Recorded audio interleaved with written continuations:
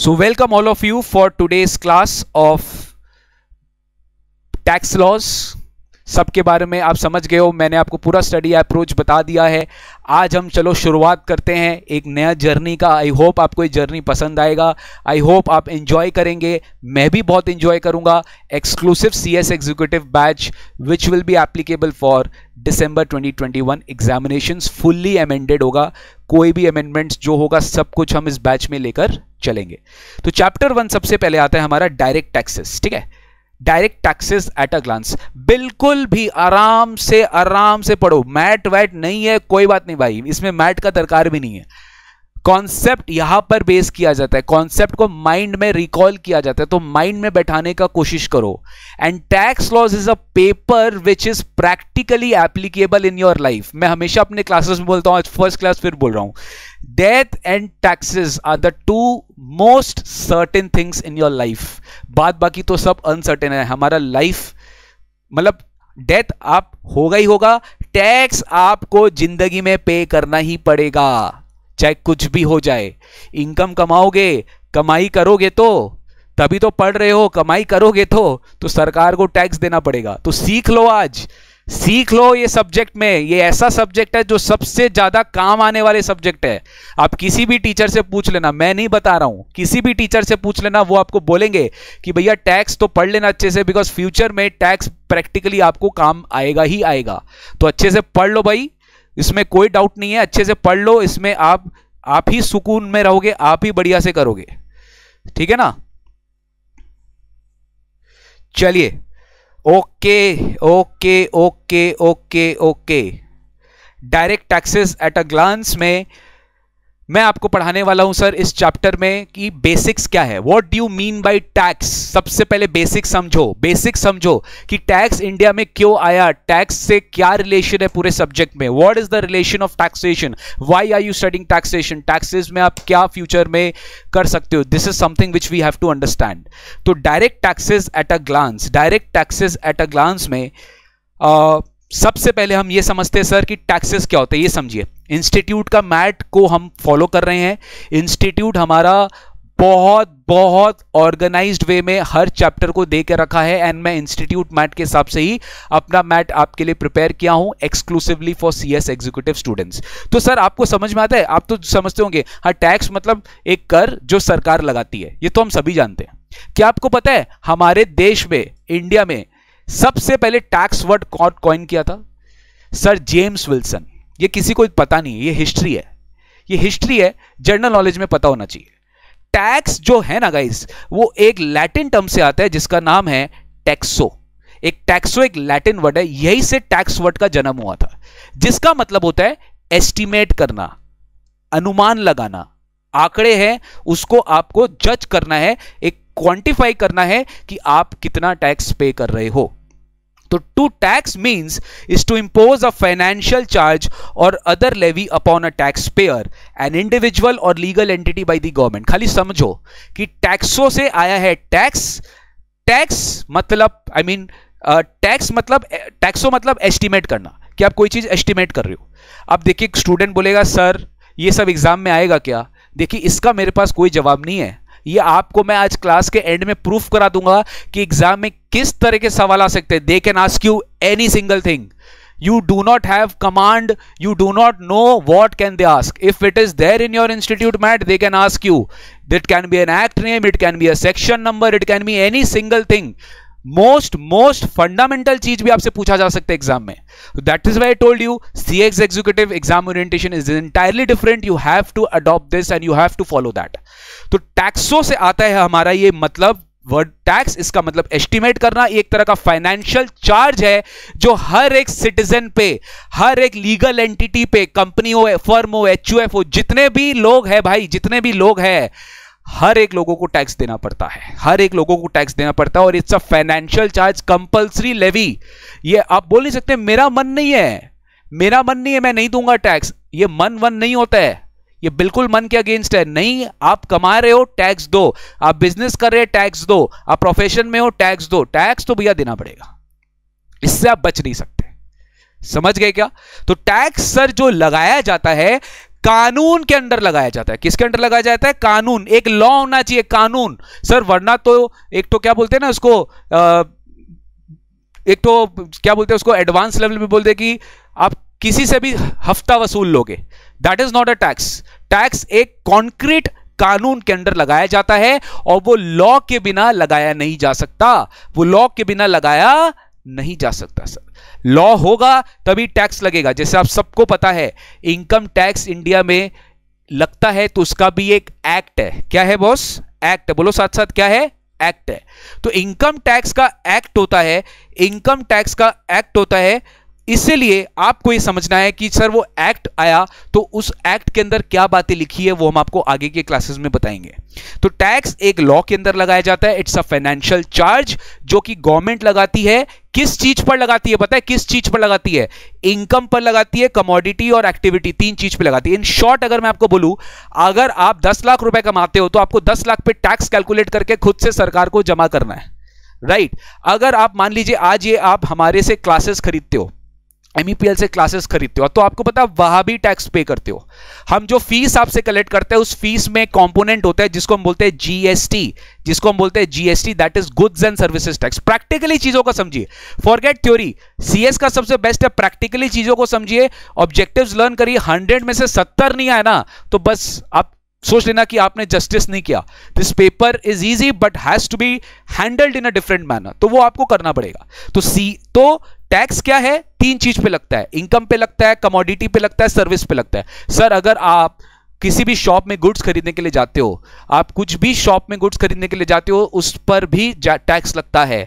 आप ओला उबर में जाते हो, आप अभी तो कोविड है, लेकिन जब आप सिनेमा थिएटर्स में जाते थे, आप होटल में रहने के लिए जाते हो, आप ट्रांसपोर्टेशन सर्विस लेते हो, हर सर्विसेज पे GST भी लगता है। इंडिया के बाहर से गुड्स इंपोर्ट करते हो, कस्टम ड्यूटी लगता है। इंडिया से इंडिया के बाहर गुड्स एक्सपोर्ट करते हो, एक्सपोर्ट ड्यूटी लगता है। टैक्सेस से घिरे हुए हैं हम, हर जगह टैक्सेस से घिरे हुए हैं और आपको इसका एक्सपर्ट बनाना मेरा जिम्मेवारी है। गाइज यू ऑल नो कि टैक्सेस इंडिया में दो तरीके से लगाया जाता है, एक होता है डायरेक्ट टैक्सेस और एक होता है इनडायरेक्ट टैक्सेस। इसका मतलब मैं आपको समझाऊंगा नहीं, ये आप ऑलरेडी जानते हो, हम 9, 10, 11, 12 से पढ़े आ रहे हैं और इसका मीनिंग खूब आप सब जानते हो। फिर भी मैं आपको एक बार बता देता हूं बेसिक मीनिंग क्या होता है, बेसिक डिफरेंस क्या होता है। इंडिया में दो तरीके से टैक्सेस कलेक्ट किया जाता है, एक होता है डायरेक्ट टैक्सेस, एक होता है indirect taxes. Direct taxes as the name suggest directly आपके ऊपर लगाया जाता है, इनडायरेक्ट टैक्सेस आपके ऊपर इनडायरेक्टली लगाया जाता है। यानी सर डायरेक्टली मतलब क्या? अगर समझो आप अगर 20 लाख रुपया सालाना कमा रहे हो, जो आई होप आप कमाओगे फ्यूचर में, you should be financially independent and guys इसलिए अपने आज पढ़ रहे हैं, ठीक है? तो let's be very optimistic and let's be financially independent and to be financially independent you will earn certain income. तो आपको खुद से क्या पे करना पड़ेगा? इनकम टैक्स, यानी पिंच आपको हुआ, राइट? पिंच, देखो मेरे को पिंच हुआ, मैं कमाया, मेरे को डायरेक्ट टैक्स पे करना पड़ा। पिंच किसको हुआ? मेरे को हुआ। क्यों? क्योंकि मैं डायरेक्टली गवर्नमेंट को पे कर रहा हूं। तो इसी को बोलते हैं डायरेक्ट टैक्स, यानी जो कमाया उसी के ऊपर बर्डन है, उसी के ऊपर लेवी है। लेवी मतलब सरकार ने बोला तुम कमाओगे, तुम टैक्स दोगे। तो डायरेक्ट टैक्स क्या हुआ? It is basically the impact and incidence of the taxes on the one and the same person, यानी जिसके ऊपर टैक्स लगाया जा रहा है वही अल्टीमेटली सरकार को पे कर रहा है। जिसके ऊपर टैक्स लगाया जा रहा है वही अल्टीमेटली सरकार को पे कर रहा है। जैसे इसका एग्जाम्पल क्या है? Income tax. बट सर ऐसा इनडायरेक्ट टैक्स में नहीं होता, इनडायरेक्ट टैक्स ऐसा नहीं होता। मेरा बात ध्यान से समझना गाइस, मेरा ध्यान से समझना। हम अपना इस एग्जांपल लेते हैं ताकि आप प्रैक्टिकली चीजों को समझो। हम आपको सर्विस दे रहे हैं, we are giving you coaching services, we are giving you coaching services, okay? तो कोचिंग सर्विसेज देकर हम आपसे फीस कलेक्ट कर रहे हैं। तो सरकार हमें बोल रही है कि अगर आप कोचिंग सर्विसेज दोगे तो you have to pay tax, you have to collect tax and you have to pay it to me. But हम क्या कर रहे हैं? सर कोचिंग सर्विसेज तो हम दिए, बट इसका बर्डन किस पर आया पता है? इसका पिंच किस पर आया? इसका पिंच आप पर आया, क्योंकि टैक्सेस तो हम आपसे कलेक्ट कर रहे हैं। अब जैसे एग्जांपल मैं खाली नंबर के फॉर्म में आपको बता रहा हूं, मान लो अगर 4000 आपसे फीस कलेक्ट किया जा रहा है, आपको बताइए 4000 जब हम आपसे चार्ज करते हैं, हम आपसे 4000 चार्ज नहीं करते, हमको इसमें से आप पे GST भी चार्ज करना पड़ता है, which is indirect, which is 18%। Coaching services में रेट क्या है? 18%। तो हम इसमें 18% चार्ज करके जो नेट टोटल अमाउंट आ रहा है, इसमें 18% कैलकुलेट करो, I think it will be 720, right? तो 4720 आपका फीस होगा। तो इसमें से देखो 720 रुपया तो आपसे कलेक्ट किया गया ना, तो 720 रुपया हम आपसे कलेक्ट करके किसको दे रहे हैं? गवर्नमेंट को दे रहे हैं। तो सर इसमें पिंच किसको हुआ? आपको हुआ, बट लेवी किस पर हुआ? मुझे पर हुआ। आप सरकार को पे नहीं कर रहे, सरकार को तो मैं पे कर रहा हूं। बट इनडायरेक्ट डायरेक्ट टैक्स में क्या होता है? जिस पर लेवी हो रहा है उसी पर बर्डन है, जिस पर लेवी हो रहा है उसी पर बर्डन है। बट इनडायरेक्ट टैक्स में क्या हो रहा है? लेवी जिस पर हो रहा है, बर्डन किसी और पर है। बर्डन यहां काप किस पर है? जो उस चीज को रिसीव कर रहा है, जो उस चीज को खरीद रहा है। वैसे ही सेल्स टैक्स होता था, वैसे गुड्स जब हम बेचते हैं तो हम बायर से टैक्स रिकवर करके सरकार को देते हैं। तो हमारा प्राइस में क्या होता पता है? टैक्सेस इंक्लूडेड होता है। इसलिए एक बहुत बड़ा डिफरेंस है कि डायरेक्ट टैक्स में तो हमें पिंच हो जाता है डायरेक्टली, क्योंकि हम खुद पे करते हैं, हमें खुद अलग से सरकार को देना पड़ता है। बट इनडायरेक्ट टैक्स में पिंच नहीं होता गाइस, वो प्राइस में कहीं ना कहीं एडजस्ट हो जाता है। अगर आप जाते हो रेस्टोरेंट में खाना खाने, तो आप ध्यान से कभी भी बिल चेक करना, वो लास्ट में टैक्सेस भी लगाता है आपके ऊपर, और वो टैक्सेस आपको पे करना पड़ता है, वो टैक्सेस आपको पे करना पड़ता है। ठीक है ना? तो impact of tax is on one person and incidence is on another, which is a feature of indirect taxes. Direct taxes किस पर लगता है सर? पर्सन के ऊपर लगता है, इंडिविजुअल पर लगता है, कंपनी पर लगता है, पार्टनरशिप फर्म पर लगता है, एक जॉइंट वेंचर पे लगता है, लोकल अथॉरिटी पे लगता है, जितने भी पब्लिक सेक्टर कंपनीज हैं उन पर लगता है। सर सब पर लगता है डायरेक्ट टैक्स। इनकम टैक्स लगता है इनकम के ऊपर। किस पे लगता है? इनकम के ऊपर। ठीक है? And the burden of the tax can not be shifted to others. आप बर्डन ऑफ टैक्स शिफ्ट नहीं कर सकते, वो आप ही का टैक्स है। बट इनडायरेक्ट टैक्स किस पर लगता है? वस्तु एवं सेवा, to be precise in Hindi. वस्तु मतलब गुड्स, सर्विसेज मतलब सेवा।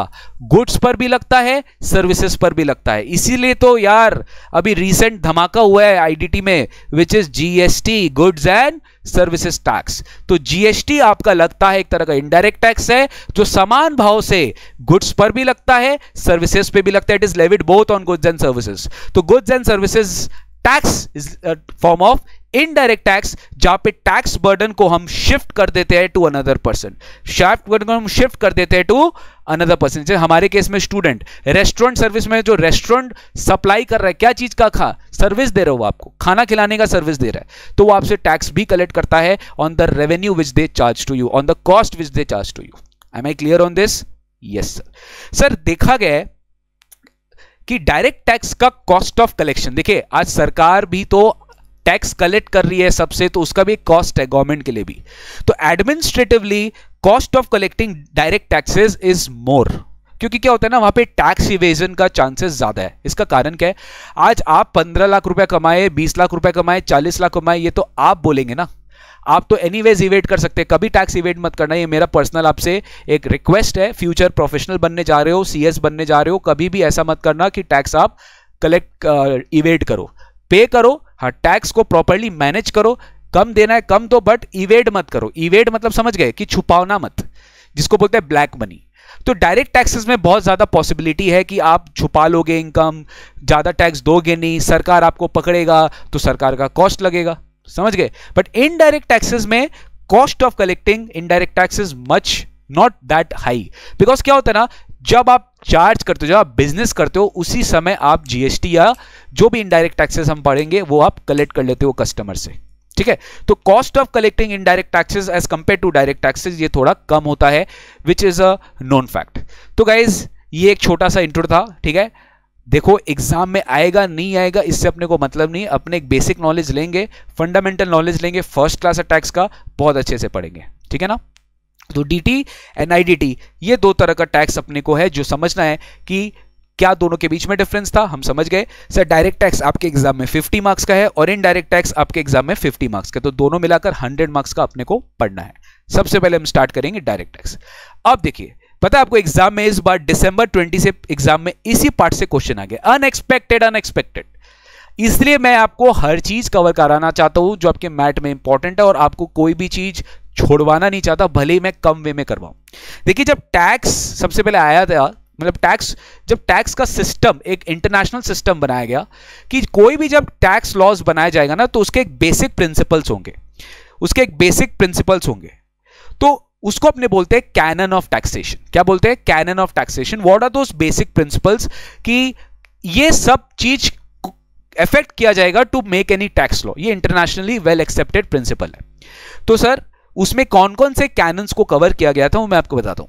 पहला कैनन है इक्विटी का, as the name suggest. Equity मतलब समान भाव से, समान भाव मतलब अगर कोई ज्यादा रिच है तो उससे ज्यादा टैक्स कलेक्ट करो, कोई पुअर है तो उससे कम टैक्स कलेक्ट करो, यानी आपको इक्विटेबली करना पड़ेगा। इसीलिए तो हमारे इनकम टैक्स में आपको पता है स्लैब सिस्टम है, पता है आपको सबको स्लैब सिस्टम है, तो पता ही होगा, बेसिक नॉलेज है कि आपको 2.5 लाख तक पे कोई टैक्स नहीं देना होता। You don't have to pay any tax up to income of 2.5 lakh रुपया। 2.5 लाख तक का इनकम पे आपको कोई टैक्स नहीं देना पड़ता है। That's a general rule. इसी के लिए तो बोलते हैं कि आज जो 2.5 लाख भी नहीं कमा रहा है यार, उससे क्यों टैक्स ले। हाँ, 2.5 से 5 लाख थोड़ा सा ज्यादा कमा रहा है तो चलो 5% टैक्स ले लो, हम आपको पढ़ाएगा फ्यूचर में। अच्छा, 5 लाख से 10 लाख के बीच में ब्रैकेट है तो और ज्यादा टैक्स ले लो 20%। 10 लाख से ज्यादा है तो और ज्यादा टैक्स ले लो 30%। इसको क्या बोलते हैं, इक्विटेबल, कि कैनन ऑफ इक्विटी फॉलो होता है। जो जितना ज्यादा टैक्स दे सकता है, एबिलिटी ज्यादा है उससे ज्यादा टैक्स लो, एबिलिटी कम है कम टैक्स लो। तो कैनन ऑफ इक्विटी इस बात को इंश्योर करता है कि your tax system should be based on principle of social justice, right. Horizontal equity और वर्टिकल इक्विटी, दो तरह का इक्विटी होता है। हॉरिजॉन्टल इक्विटी ये बोलता है कि tax payers with equal abilities to pay should pay same amount of tax. मतलब समझो 10 लाख से ऊपर का अगर किसी का इनकम है तो उनको सबको किस में क्लासिफाई किया गया है, 30%। अगर अबव 10 लाख का आपका इनकम है तो 30% ऑफ रेट ऑफ टैक्स आपके ऊपर एप्लीकेबल होगा, 30% रेट ऑफ टैक्स आपके लिए एप्लीकेबल होगा। Vertical equity means that the tax payers with a greater ability to pay should pay more tax.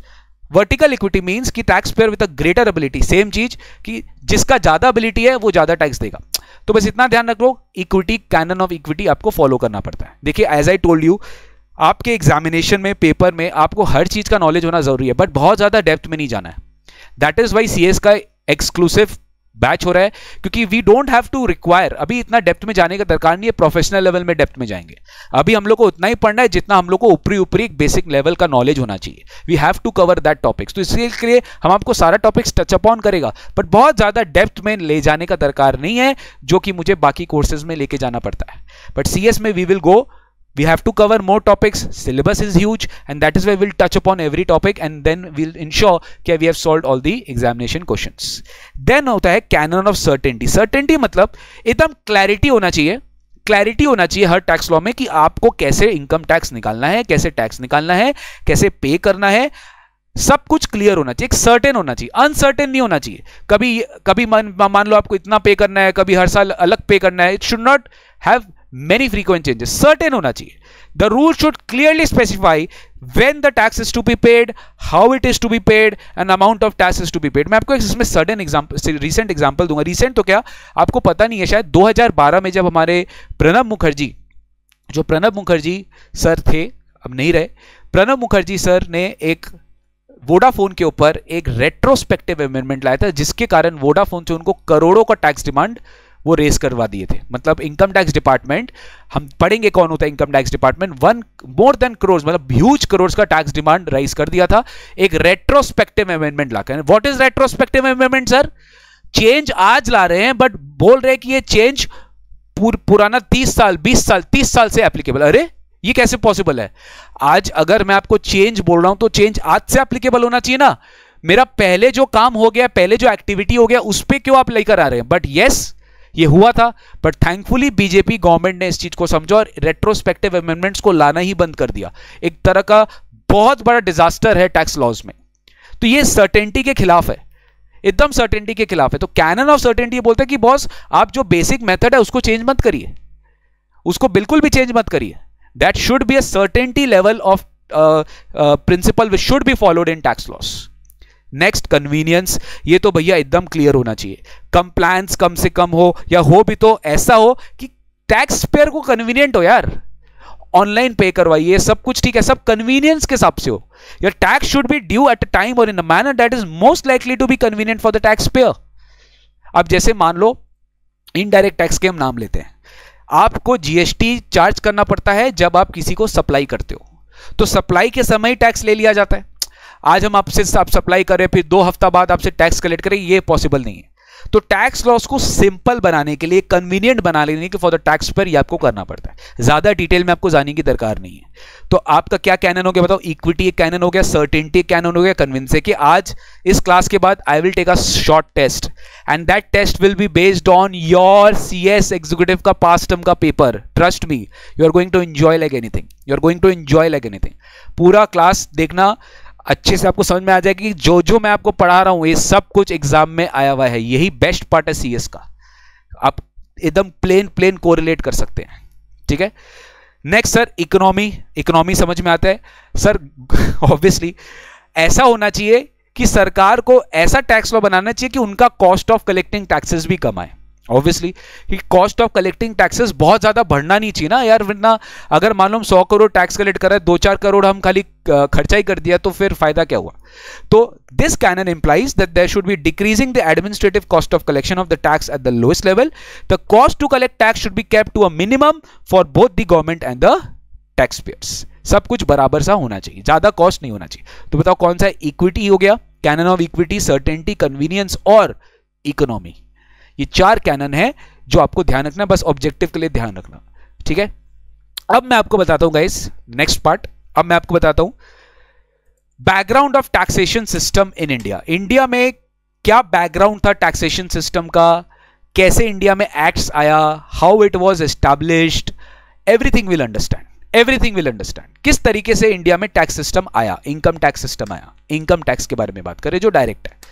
तो गाइज ऐसे आपको बता दूं, अभी ऐसे आपको बता दूं, ये आपको आगे भी मैं बता दूंगा और शायद आपको पता भी होगा। इनकम टैक्स एक्ट 1961 आज के डेट में ऐसा एक्ट इंडिया का जिससे हम सब गवर्नड है, और यही आपको आपके सिलेबस में पढ़ना है। यही लेटेस्ट एक्ट अभी इनकम टैक्स का पास किया हुआ है, यही लॉ अपने को पढ़ना है।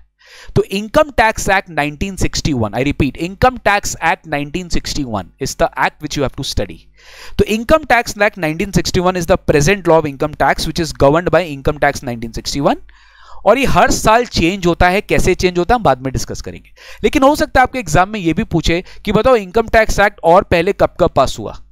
तो ऑब्जेक्टिव के केस में अपने को ये ध्यान रखना है कि सबसे पहला जो इनकम टैक्स एक्ट पास हुआ था that was under British parliament. British parliament के रेजिम में उसी समय सर जेम्स विल्सन के रेजिम में ये एक्ट पास हुआ था 1860 में, इनकम टैक्स एक्ट 1860। बस ईयर याद रखना है, ज्यादा कुछ रेलिवेंट नहीं है। 1860 में सबसे पहले इनकम टैक्स इंट्रोड्यूस हुआ ब्रिटिश राज के अंदर में, और ये एक्ट खाली 5 साल के लिए पास हुआ था। ये फिर 1865 के बाद इसको लैप्स कर दिया गया था। बस इतना याद रखो कि इनकम टैक्स एक्ट सबसे पहले 1860 में पास हुआ, उसके बाद 1886 में इनकम टैक्स एक्ट को फिर बदल गया, फिर वो चेंज हुआ। फिर क्योंकि क्या होता है ना गाइस, जैसे जैसे चेंजेस आता है, जैसे देखिए changes is something which is constant, ये बात हमेशा ध्यान रखना। चेंजेस जैसे जैसे आता है वैसे वैसे आगे आपको बढ़ना पड़ता है। You have to ensure. अभी देखिए इनकम टैक्स 1961 कब से चल रहा है इंडिया में। इनफैक्ट आपको बता दूं 2010 में एक नया डायरेक्ट टैक्स कोड आने वाला था, बट थैंकफुली आया नहीं, उसको स्क्रैप कर दिया गया। ये सोचते हुए कि जो भी चेंजेस हमें करना है हम एग्जिस्टिंग एक्ट में ही चेंज कर देते हैं, और एग्जिस्टिंग एक्ट में जो अनवांटेड प्रोविजन है उसको हटा देते हैं। ठीक है, ये आपको खाली मैं नॉलेज के लिए बोल रहा हूं। तो income tax act 1860 was first, then it was passed in 1886। फिर इनकम टैक्स एक्ट 1886 में आया। ठीक है, यहां पर कॉन्सेप्ट इंट्रोड्यूस किया गया resident as well as non residents के लिए। ठीक है, आपको ज्यादा कुछ समझना नहीं है, बस इतना समझना है कि हाँ रेसिडेंट नॉन रेसिडेंट के लिए हम इनकम टैक्स एक्ट 1886 में एक्ट पास हुआ। फिर 1918 में तिबारा एक्ट पास हुआ। कितना बार एक्ट चेंज हुआ देखिए, 1860 में चेंज हुआ, फिर 1886 में चेंज हुआ, फिर 1918 में चेंज हुआ, फिर 1922 में चेंज हुआ, और ये वो फाइनल एक्ट था जो प्री इंडिपेंडेंस था। 1922 वाला एक्ट एक एक्चुअल ऐसा एक्ट बना जहां पर उन्होंने एक प्रॉपर इनकम टैक्स का एडमिनिस्ट्रेटिव सिस्टम को सेटअप किया। एडमिनिस्ट्रेटिव सिस्टम सेटअप करना मतलब ऑफिसर्स को हायर किया गया, इनकम टैक्स डिपार्टमेंट को एक तरीके से फॉर्मुलेट किया गया, ऐसे बहुत सारे स्टेप्स लिए गए ये वाले इनकम टैक्स एक्ट में। तो आपको इतना ध्यान नहीं रखना है कि कौन सा एक्ट में क्या हुआ। अब बस देखिए मैं आपको ऑब्जेक्टिव के लिए दिया हूं। 1860 में पास हुआ, फिर 1886 में पास हुआ, फिर 1918 में पास हुआ, फिर 1922 में पास हुआ, और थैंकफुली पोस्ट इंडिपेंडेंस बहुत कंफ्यूजन आने लग गया था, क्योंकि जो एक्ट बना हुआ था ये ब्रिटिश पार्लियामेंट के अंडर बना हुआ था। अब ब्रिटिशर्स तो 1947 में चले गए, फिर आपको वो प्रिंसिपल चेंज करना पड़ेगा ना जो ब्रिटिशर्स लगा के गए थे। तो 1961 में सबसे पहले 1961 वो साल था जिसमें एक नया इनकम टैक्स एक्ट को पास किया गया, जो एप्लीकेबल हुआ, वेरी वेरी इंपॉर्टेंट, ऑब्जेक्टिव में पूछा जा सकता है, 1 अप्रैल 1962 से लगाया गया। ये कब लगाया गया पता है? इट वाज इफेक्टिव फ्रॉम 1 अप्रैल 1962। तो present law of income tax is govern under income tax act 1961, जो कि हर साल बदलता है, हर साल। पता है आपको, हमारे देश में 1 फरवरी को सबसे इंपॉर्टेंट डे होता है। उस दिन हमारी यूनियन फाइनेंस मिनिस्टर, इस बार भी current finance minister Nirmala Sitharaman ma'am, Nirmala Sitharaman ji budget पेश करती है। हमारे पार्लियामेंट में बजट पेश होता है, उसको बजट डे बोलते हैं। और वो दिन एक ऐसा ऐतिहासिक दिन होता है हमारे पूरे पूरे पूरे वर्ल्ड में, इनफैक्ट पर्टिकुलरली इन इंडिया। वहां पे इंडिया का लॉ स्ट्रक्चर, जितने भी इनकम टैक्स एक्ट में चेंजेस आने हैं, जितने भी टैक्स लॉज में चेंजेस आने हैं, उस दिन डिसाइड होता है फाइनेंस एक्ट के थ्रू। किसके थ्रू? फाइनेंस एक्ट के थ्रू।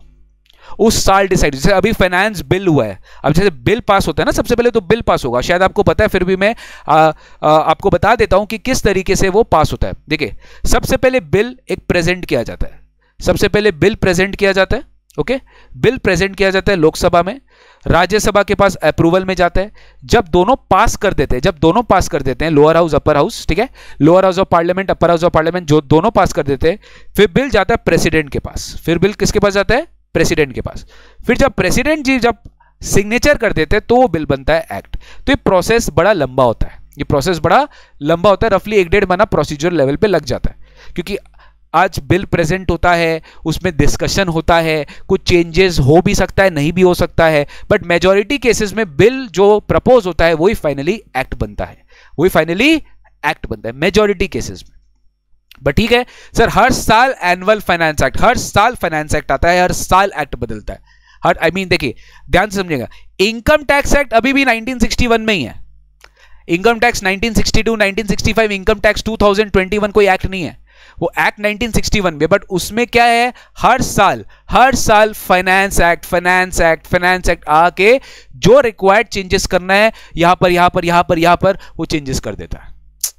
सपोज मान लो आप एक जगह से आ रहे हो, घूम कर आ रहे हो, अब थक गए हो, आपको उसी ड्रेस में दोबारा कहीं और जाना है, तो आप क्या करोगे? जैसे जो लड़की है, जो जो गर्ल स्टूडेंट्स है, वो लोग थोड़ा मेकअप वेकअप चेंज करेंगे, तैयार वार होंगे, फिर निकल जाएंगे, अगर उनको ड्रेस चेंज करने का मन नहीं है। वैसे बॉय स्टूडेंट्स क्या करेगा? थोड़ा सा मुंह वॉश करेगा, हैंड वॉश करेगा, ठीक भी करेगा, बाल वाल ठीक करेगा, हाँ सब ठीक करेगा, जैकेट कोट पहनेगा और निकल जाएगा। यही तो करेगा, वो इनकम टैक्स लॉ है जो पहले से बनता और बना है। बाकी जो थोड़ा बहुत चेंजेस करना है, वो हर साल चेंजेस किसके थ्रू आता है? फाइनेंस एक्ट के थ्रू। ये सब हम पढ़ेंगे, do not worry. Other legislations pertaining to direct tax, और भी जो टैक्स लॉज में चेंजेस आता है, वो उस दिन फाइनेंस एक्ट के थ्रू पास किया जाता है।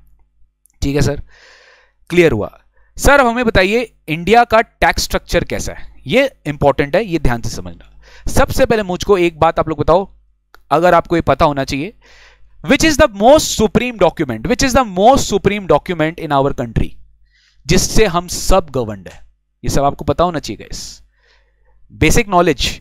which is the most supreme document in our country, जिससे हम सब गवर्नड है। देखिए, कंट्री भी तो एक प्रिंसिपल के थ्रू चलेगा ना, कि जब मन चाहे जो भी सरकार, गवर्नमेंट से भी सुप्रीम है वो, गवर्नमेंट भी उसके अगेंस्ट में जाकर कुछ नहीं कर सकता। एक प्रिंसिपल, एक लेट डाउन है, जिसको अपने बोलते हैं कॉन्स्टिट्यूशन ऑफ इंडिया, जिसको हम क्या बोलते हैं?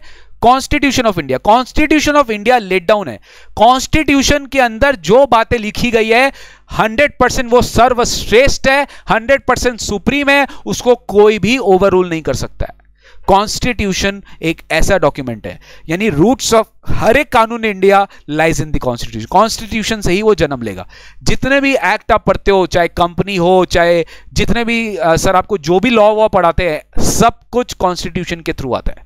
तो the root of tax all lies in and the root of laws lies in constitution of India. Constitution of India में ये सबसे इंपॉर्टेंट देखा गया है, कॉन्स्टिट्यूशन से ही सब कुछ जन्म लेता है। अब मैं आपको कॉन्स्टिट्यूशन के कुछ ऐसे आर्टिकल्स, आप जैसे एक एक्ट क्या होता है ना, एक्ट का एक सेक्शन होता है, एक्ट का एक सेक्शन होता है, सेक्शन 1, सेक्शन 2, सेक्शन 3, सेक्शन 4। वैसे ही कॉन्स्टिट्यूशन में आर्टिकल्स होता है, कॉन्स्टिट्यूशन में आर्टिकल्स होता है। तो वैसे ही आर्टिकल नंबर 265, आर्टिकल नंबर 246, ऐसे बहुत सारे आर्टिकल्स होते हैं। तो आर्टिकल नंबर 265 याद रखना है बस नंबर। सर आर्टिकल नंबर 265 बोलते हैं कि कोई टैक्स, कोई भी टैक्स लेवी नहीं किया जा सकता जब तक आप उसका कानून नहीं बना लेते। यार ये तो आपको ऑलरेडी पता था, लेकिन पता नहीं था ना कि कॉन्स्टिट्यूशन के थ्रू आता है ये, वरना कल तो मोदी जी बोलेंगे जैसे डिमोनेटाइजेशन हुआ था, याद है तो डिमोनेटाइजेशन कोई भूल नहीं सकता, 8 नवंबर if I am not wrong 2016, कौन भूल सकता है वो रात कौन भूल सकता है? रात का 8 बजने के बाद डर लगने लग गया कि रात को 8 बजते ही मोदी जी क्या बोलेंगे। कहीं ऐसा तो नहीं होगा कल से ये टैक्स अबॉलिश दूसरा टैक्स, ये टैक्स अबॉलिश दूसरा टैक्स, ऐसा नहीं होता है गाइस, लॉज में ऐसा नहीं होता है। कोई नया टैक्स आपके ऊपर नहीं ला रहे भाई और बहनों। मैं आज आपके साथ एक बहुत इंपॉर्टेंट अनाउंसमेंट करने के लिए जा रहा हूं, और वो इंपॉर्टेंट अनाउंसमेंट ये है कि ये टैक्स अब से नया लगेगा इंडिया में। अरे नहीं हो सकता, वो सब पॉसिबल नहीं है। कॉन्स्टिट्यूशन बोलता है लॉ का है भाई, लॉ लेकर आओ, एक्ट लेके आओ, पार्लियामेंट प्रेसिडेंट सब साइन वाइन सब होना चाहिए, फॉर्मली सबसे अप्रूव्ड होना चाहिए, मेंबर्स ऑफ पार्लियामेंट अप्रूव करने चाहिए, प्रेसिडेंट सर अप्रूव करने चाहिए, तब जाके वो एक्ट बनेगा, ऑफिशियल गैजेट में नोटिफाई होगा तब। तो बहुत प्रोसेस है, ऐसे नहीं है, ऐसे हर चीज कानून के हिसाब से चलता है, विदाउट कानून नथिंग कैन एग्जिस्ट। तो सर आर्टिकल 265 बोलता है कि कोई टैक्स नहीं लग सकता except by the authority of law, law चाहिए तभी टैक्स लग सकता है। अब प्रॉब्लम हुआ ये, आपको सबको पता है हमारे देश में फेडरल स्ट्रक्चर फॉलो होता है, राइट? फेडरल स्ट्रक्चर मतलब सेंट्रल गवर्नमेंट भी है सत्ता पर, स्टेट गवर्नमेंट भी है, और हर लोकल्स का लोकल अथॉरिटी भी है। जैसे कोलकाता में कोलकाता म्युनिसिपल कॉर्पोरेशन, दिल्ली में दिल्ली डेवलपमेंट अथॉरिटी, ऐसे बहुत सारे स्टेट्स के अपने अपने सिटीज के, मेट्रोपॉलिटन सिटीज के अपने लोकल अथॉरिटी भी गवर्नड है। तो ये तीनों तो है ना, इन तीनों को तो टैक्स चाहिए, क्योंकि ये तीनों मिलकर जनता की सेवा कर रही है, जनता के लिए कुछ ना कुछ कर रही है, तो इनको टैक्स चाहिए, जनता से ही चाहिए। तो टैक्स कैसे मिलेगा? सर पार्लियामेंट ऑलरेडी बोलकर रखा है, पार्लियामेंट नहीं सॉरी कॉन्स्टिट्यूशन ऑलरेडी बोलकर रखा है कि सेंट्रल गवर्नमेंट तुम कौन सा टैक्स बनाएगा, तुम कौन सा टैक्स लेगा, उसका लॉ भी तुम ही बनाओ। स्टेट गवर्नमेंट तुम कौन सा टैक्स लेगा, उसका भी लॉ तुम ही बनाओ। लोकल अथॉरिटी आप कौन सा टैक्स लोगे, उसका भी लॉ आप ही बनाइए। तो पावर को डिस्ट्रीब्यूट कर दिया गया है। ये सब कुछ कॉन्स्टिट्यूशन से आता है, जो कि लिखा है आर्टिकल 246 में। एग्जाम में पूछा जा सकता है किस आर्टिकल में पावर डिस्ट्रीब्यूशन है, article 246, you have to give it. So objectively समझो, रिटन कुछ नहीं करना है, समझो समझो समझो, only understand what I am telling you, don't have to learn anything, learn something which is numbers. हाँ ये सब आपको नंबर्स देखिए लर्न करना पड़ेगा, इसका कोई भी उपाय नहीं है आपके पास। 265 246 का नंबर लर्न करना पड़ेगा, but nothing have to be written, don't have to write anything. If you want to be exam oriented, CS executive focused, don't have to write anything. तो आर्टिकल 246 डिस्ट्रीब्यूट करता है legislative powers including taxation between the parliament of India. Parliament कौन हो भैया? लोकसभा राज्यसभा, पता है ना, lower house upper house, Lok Sabha lower house, upper house Rajya Sabha. तो ये लोग के बीच में पावर्स डिस्ट्रीब्यूटेड है कि पार्लियामेंट कौन सा पास करेगा, जो कि पूरे के पूरे इंडिया में एप्लीकेबल होता है, और लेजिस्लेटिव असेंबली जो कि स्टेट्स में एप्लीकेबल होता है। होप यू अंडरस्टूड कि हर स्टेट का लेजिस्लेटिव असेंबली, जैसे इंडिया में पहले जीएसटी के पहले क्या था, सेल्स टैक्स, तो सेल्स टैक्स लगाता था स्टेट गवर्नमेंट, तो स्टेट गवर्नमेंट लगाता था, तो स्टेट गवर्नमेंट के पावर में वो रहता था कि हाँ जो है इनके पावर में इनको लगाना है। तो स्टेट लॉज के अंदर आर्टिकल 246 बोलता है कि कौन सा लॉ पार्लियामेंट बनाएगा, कौन सा लॉ स्टेट लेजिस्लेटिव असेंबली बनाएगा। पावर जो डिस्ट्रीब्यूट किया गया है पार्लियामेंट ऑफ इंडिया और स्टेट लेजिस्लेचर में, वो 246 के अंदर किया गया है। अब कैसे डिस्ट्रीब्यूट किया गया पता है? इसका 3 लिस्ट है, schedule number 7, article 246 schedule number 7, क्या बोला हम, शेड्यूल नंबर 7। तो 246 का लिंक आपका शेड्यूल 7 में दिया हुआ है, और वहां पर यूनियन लिस्ट, स्टेट लिस्ट और concurrent list, union list, state list और कॉन्करेंट लिस्ट, बताओ कितना लिस्ट है? 3 लिस्ट है, union list, state list, concurrent list. Union list में वो सारे लॉज है जहां पर पावर एक्सक्लूसिवली सेंट्रल गवर्नमेंट का है।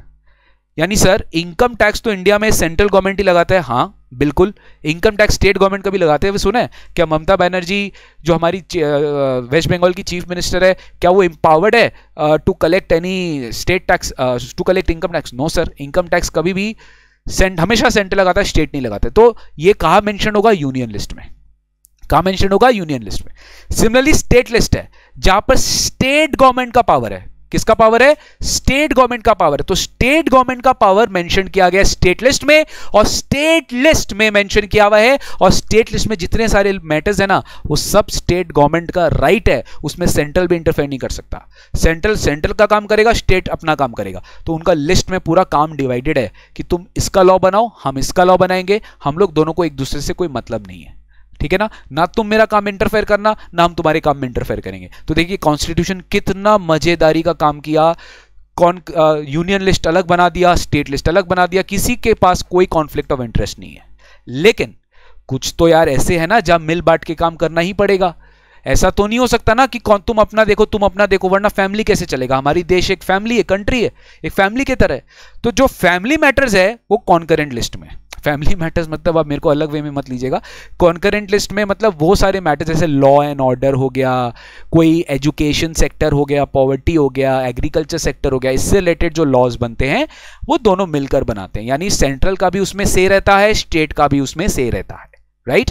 तो both central and state government है पावर्स। लेकिन अगर कहीं कॉन्फ्लिक्ट हो गया दोनों के बीच में तो डेफिनेटली जो सेंट्रल गवर्नमेंट बोलेगा उसी का लॉ प्रिवेल किया जाएगा अगर कॉन्फ्लिक्ट हो गया। बिकॉज देखिए स्टेट ऑब्वियसली स्टेट सेंटर्ड सोचेगा, but central government overall India centred सोचेगा ही सोचेगा। दैट इज वाई वो सेंट्रल गवर्नमेंट है, ठीक है ना।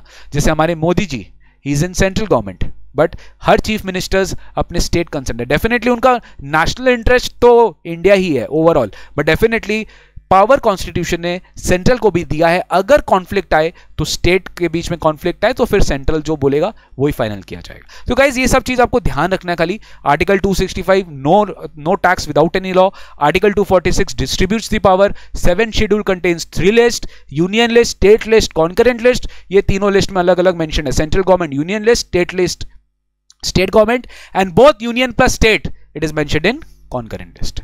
अब आयो एक बार देखते हैं कि कौन कौन सा लॉ सेंट्रल गवर्नमेंट बनाता है, कौन कौन सा लॉ स्टेट गवर्नमेंट बनाता है, कौन कौन सा टैक्सेस सेंट्रल गवर्नमेंट लेता है, कौन कौन सा टैक्सेस स्टेट गवर्नमेंट लेता है। एक बार खाली रीडिंग पर्पस के लिए आप पढ़ सकते हो। ये सब आपको मतलब मुझे नहीं लगता कुछ नया आप पढ़ोगे, already you know many things.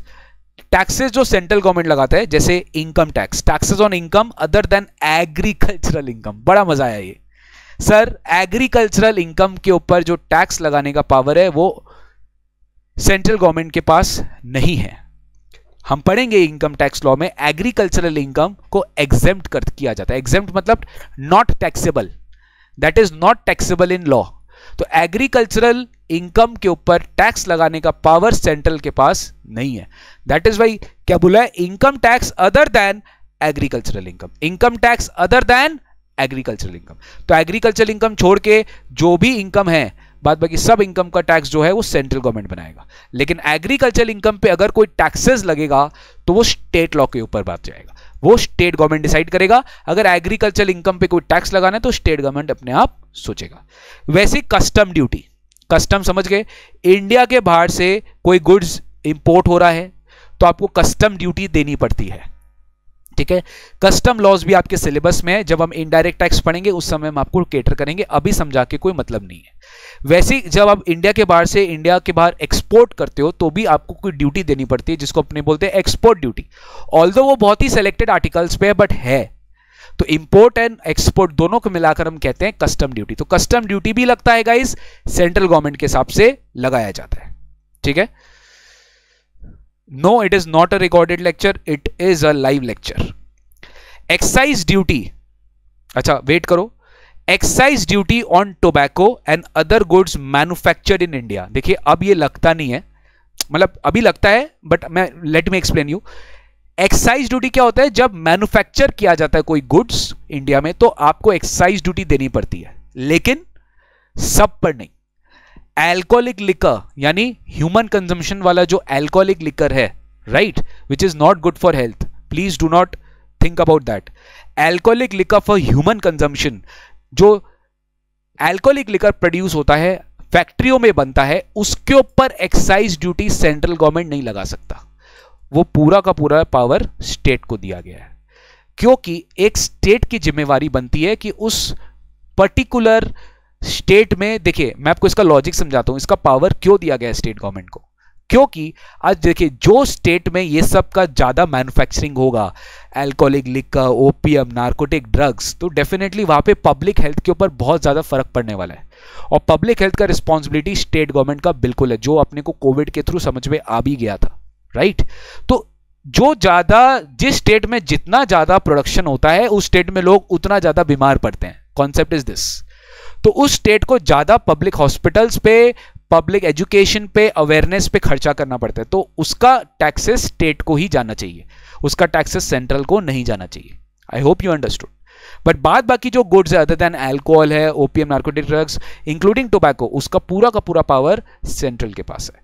और बाद बाकी जो अलग है, जिसको अपने बोलते हैं स्टेट एक्साइज ड्यूटी, इसका पावर है स्टेट गवर्नमेंट के पास। ठीक है, आपको एग्जाम में पूछ सकते हैं, देखो इस टैक्सेस का पावर सेंट्रल के पास है कि स्टेट के पास है, आपको पूछ सकता है। Next, corporation tax. Corporation tax मतलब कंपनी पे जो टैक्स लगता है उसको हम कॉर्पोरेशन टैक्स बोलते हैं, और कुछ नहीं। कंपनी पे जो टैक्स लगता है उसको हम कॉर्पोरेशन टैक्स बोलते हैं, और कुछ नहीं। ठीक है। Then tax on interstate trade, very very important, very very important, ध्यान से समझना। ये सब जीएसटी में हम पढ़ेंगे गाइस, लेकिन फिर भी आप एक बार समझो। जैसे मान लो हम वेस्ट बंगाल में, ठीक है ना, हम वेस्ट बंगाल से पंजाब में कोई भी गुड्स सेल कर रहा है, हम वेस्ट बंगाल से पंजाब में कोई भी गुड्स सेल कर रहा है या सर्विस दे रहा है, तो पता है आपको उसमें क्या लगता है?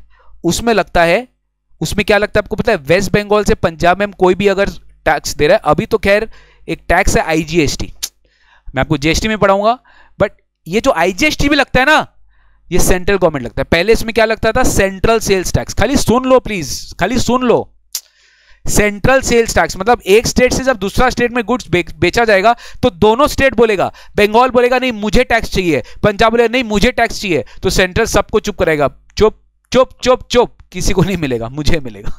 तो देखो क्या सोच के बनाया गया कि दोनों झगड़ा करे दो स्टेट के बीच में। एक काम करो, इस केस में टैक्स किसको दे दो? सेंट्रल को दे दो। तो यूनियन लिस्ट में इसको मेंशन कर दिया गया कि इंटर स्टेट ट्रेड में अगर कोई टैक्सेस आता है तो वो दो स्टेट इन्वॉल्व है, दैट इज वाई वहां पे सेंट्रल लेवी होगा। वो किसका लेवी है? Central levy. अभी इसको आईजीएसटी बोलते हैं, हम जीएसटी में पढ़ेंगे। Integrated goods and service tax हम जीएसटी में पढ़ेंगे। अदर देन न्यूज़पेपर्स, न्यूज़पेपर्स के ऊपर सेम राइट, न्यूज़पेपर के ऊपर राइट नहीं है किसी का भी। Any matter not included in state list और कॉन्करेंट लिस्ट। इनफैक्ट सर अगर मान लीजिए स्टेट लिस्ट में कोई लॉ के बारे में मेंशन ही नहीं है या कॉन्करेंट लिस्ट में कोई लॉ के बारे में मेंशन ही नहीं है, तो सर डीम्ड पावर आ जाता है सेंट्रल के पास कि वो उसका लॉ बना सकता है। हो सकता है कि फ्यूचर में कोई लॉ बने, हो सकता है फ्यूचर में कोई ऐसा मैटर आ जाए, तो उसका डीम्ड पावर किसके पास है? सेंट्रल के पास है। ठीक है। State government, state government, okay, state government, state government के ऊपर देखिए intra state trade. Intra state मतलब within the state, within the state. West Bengal के अंदर में जो भी सेल हो रहा है, आप वेस्ट बंगाल में रह के वेस्ट बंगाल में सेल कर रहे हो, तो डेफिनेटली उसका टैक्स किसको जाएगा? स्टेट गवर्नमेंट के पास जाएगा। डेफिनेटली उसका टैक्स किसको जाएगा? स्टेट गवर्नमेंट के पास जाएगा, और किसी के पास नहीं जाएगा। डेफिनेटली उसका टैक्स किसको जाएगा? स्टेट गवर्नमेंट के पास जाएगा। लेकिन दो स्टेट के बीच में हो तो उसका टैक्स किसको जाएगा? सेंट्रल को जाएगा। विद इन द स्टेट हो तो टैक्स किसको जाएगा? स्टेट को जाएगा। वैसे ही प्रोफेशनल टैक्स होता है, जब आप प्रोफेशन क्लियर करोगे ना अपना, तो आपको स्टेट गवर्नमेंट को प्रोफेशनल टैक्स देना पड़ेगा।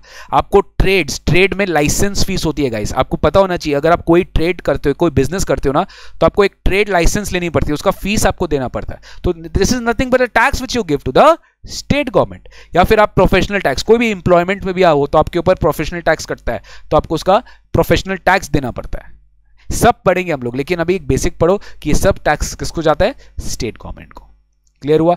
तो कौन सा टैक्स स्टेट को जाता है? जैसे एंट्री टैक्स इंडिया में, अभी तो जीएसटी के बाद उसको अबॉलिश कर दिया गया है, बट फिर टाइम तो लगता था ना कि अगर कोई गुड्स इंडिया में एंटर कर रहा है, कोई स्टेट में एंटर कर रहा है, मान लो वेस्ट बंगाल में कोई गुड्स एंटर किया, एंटर करते उसको टैक्स देना पड़ता था entry tax. But thanks to GST, entry tax, sale tax, VAT, CST, central sales tax, पागल हो गए थे हम।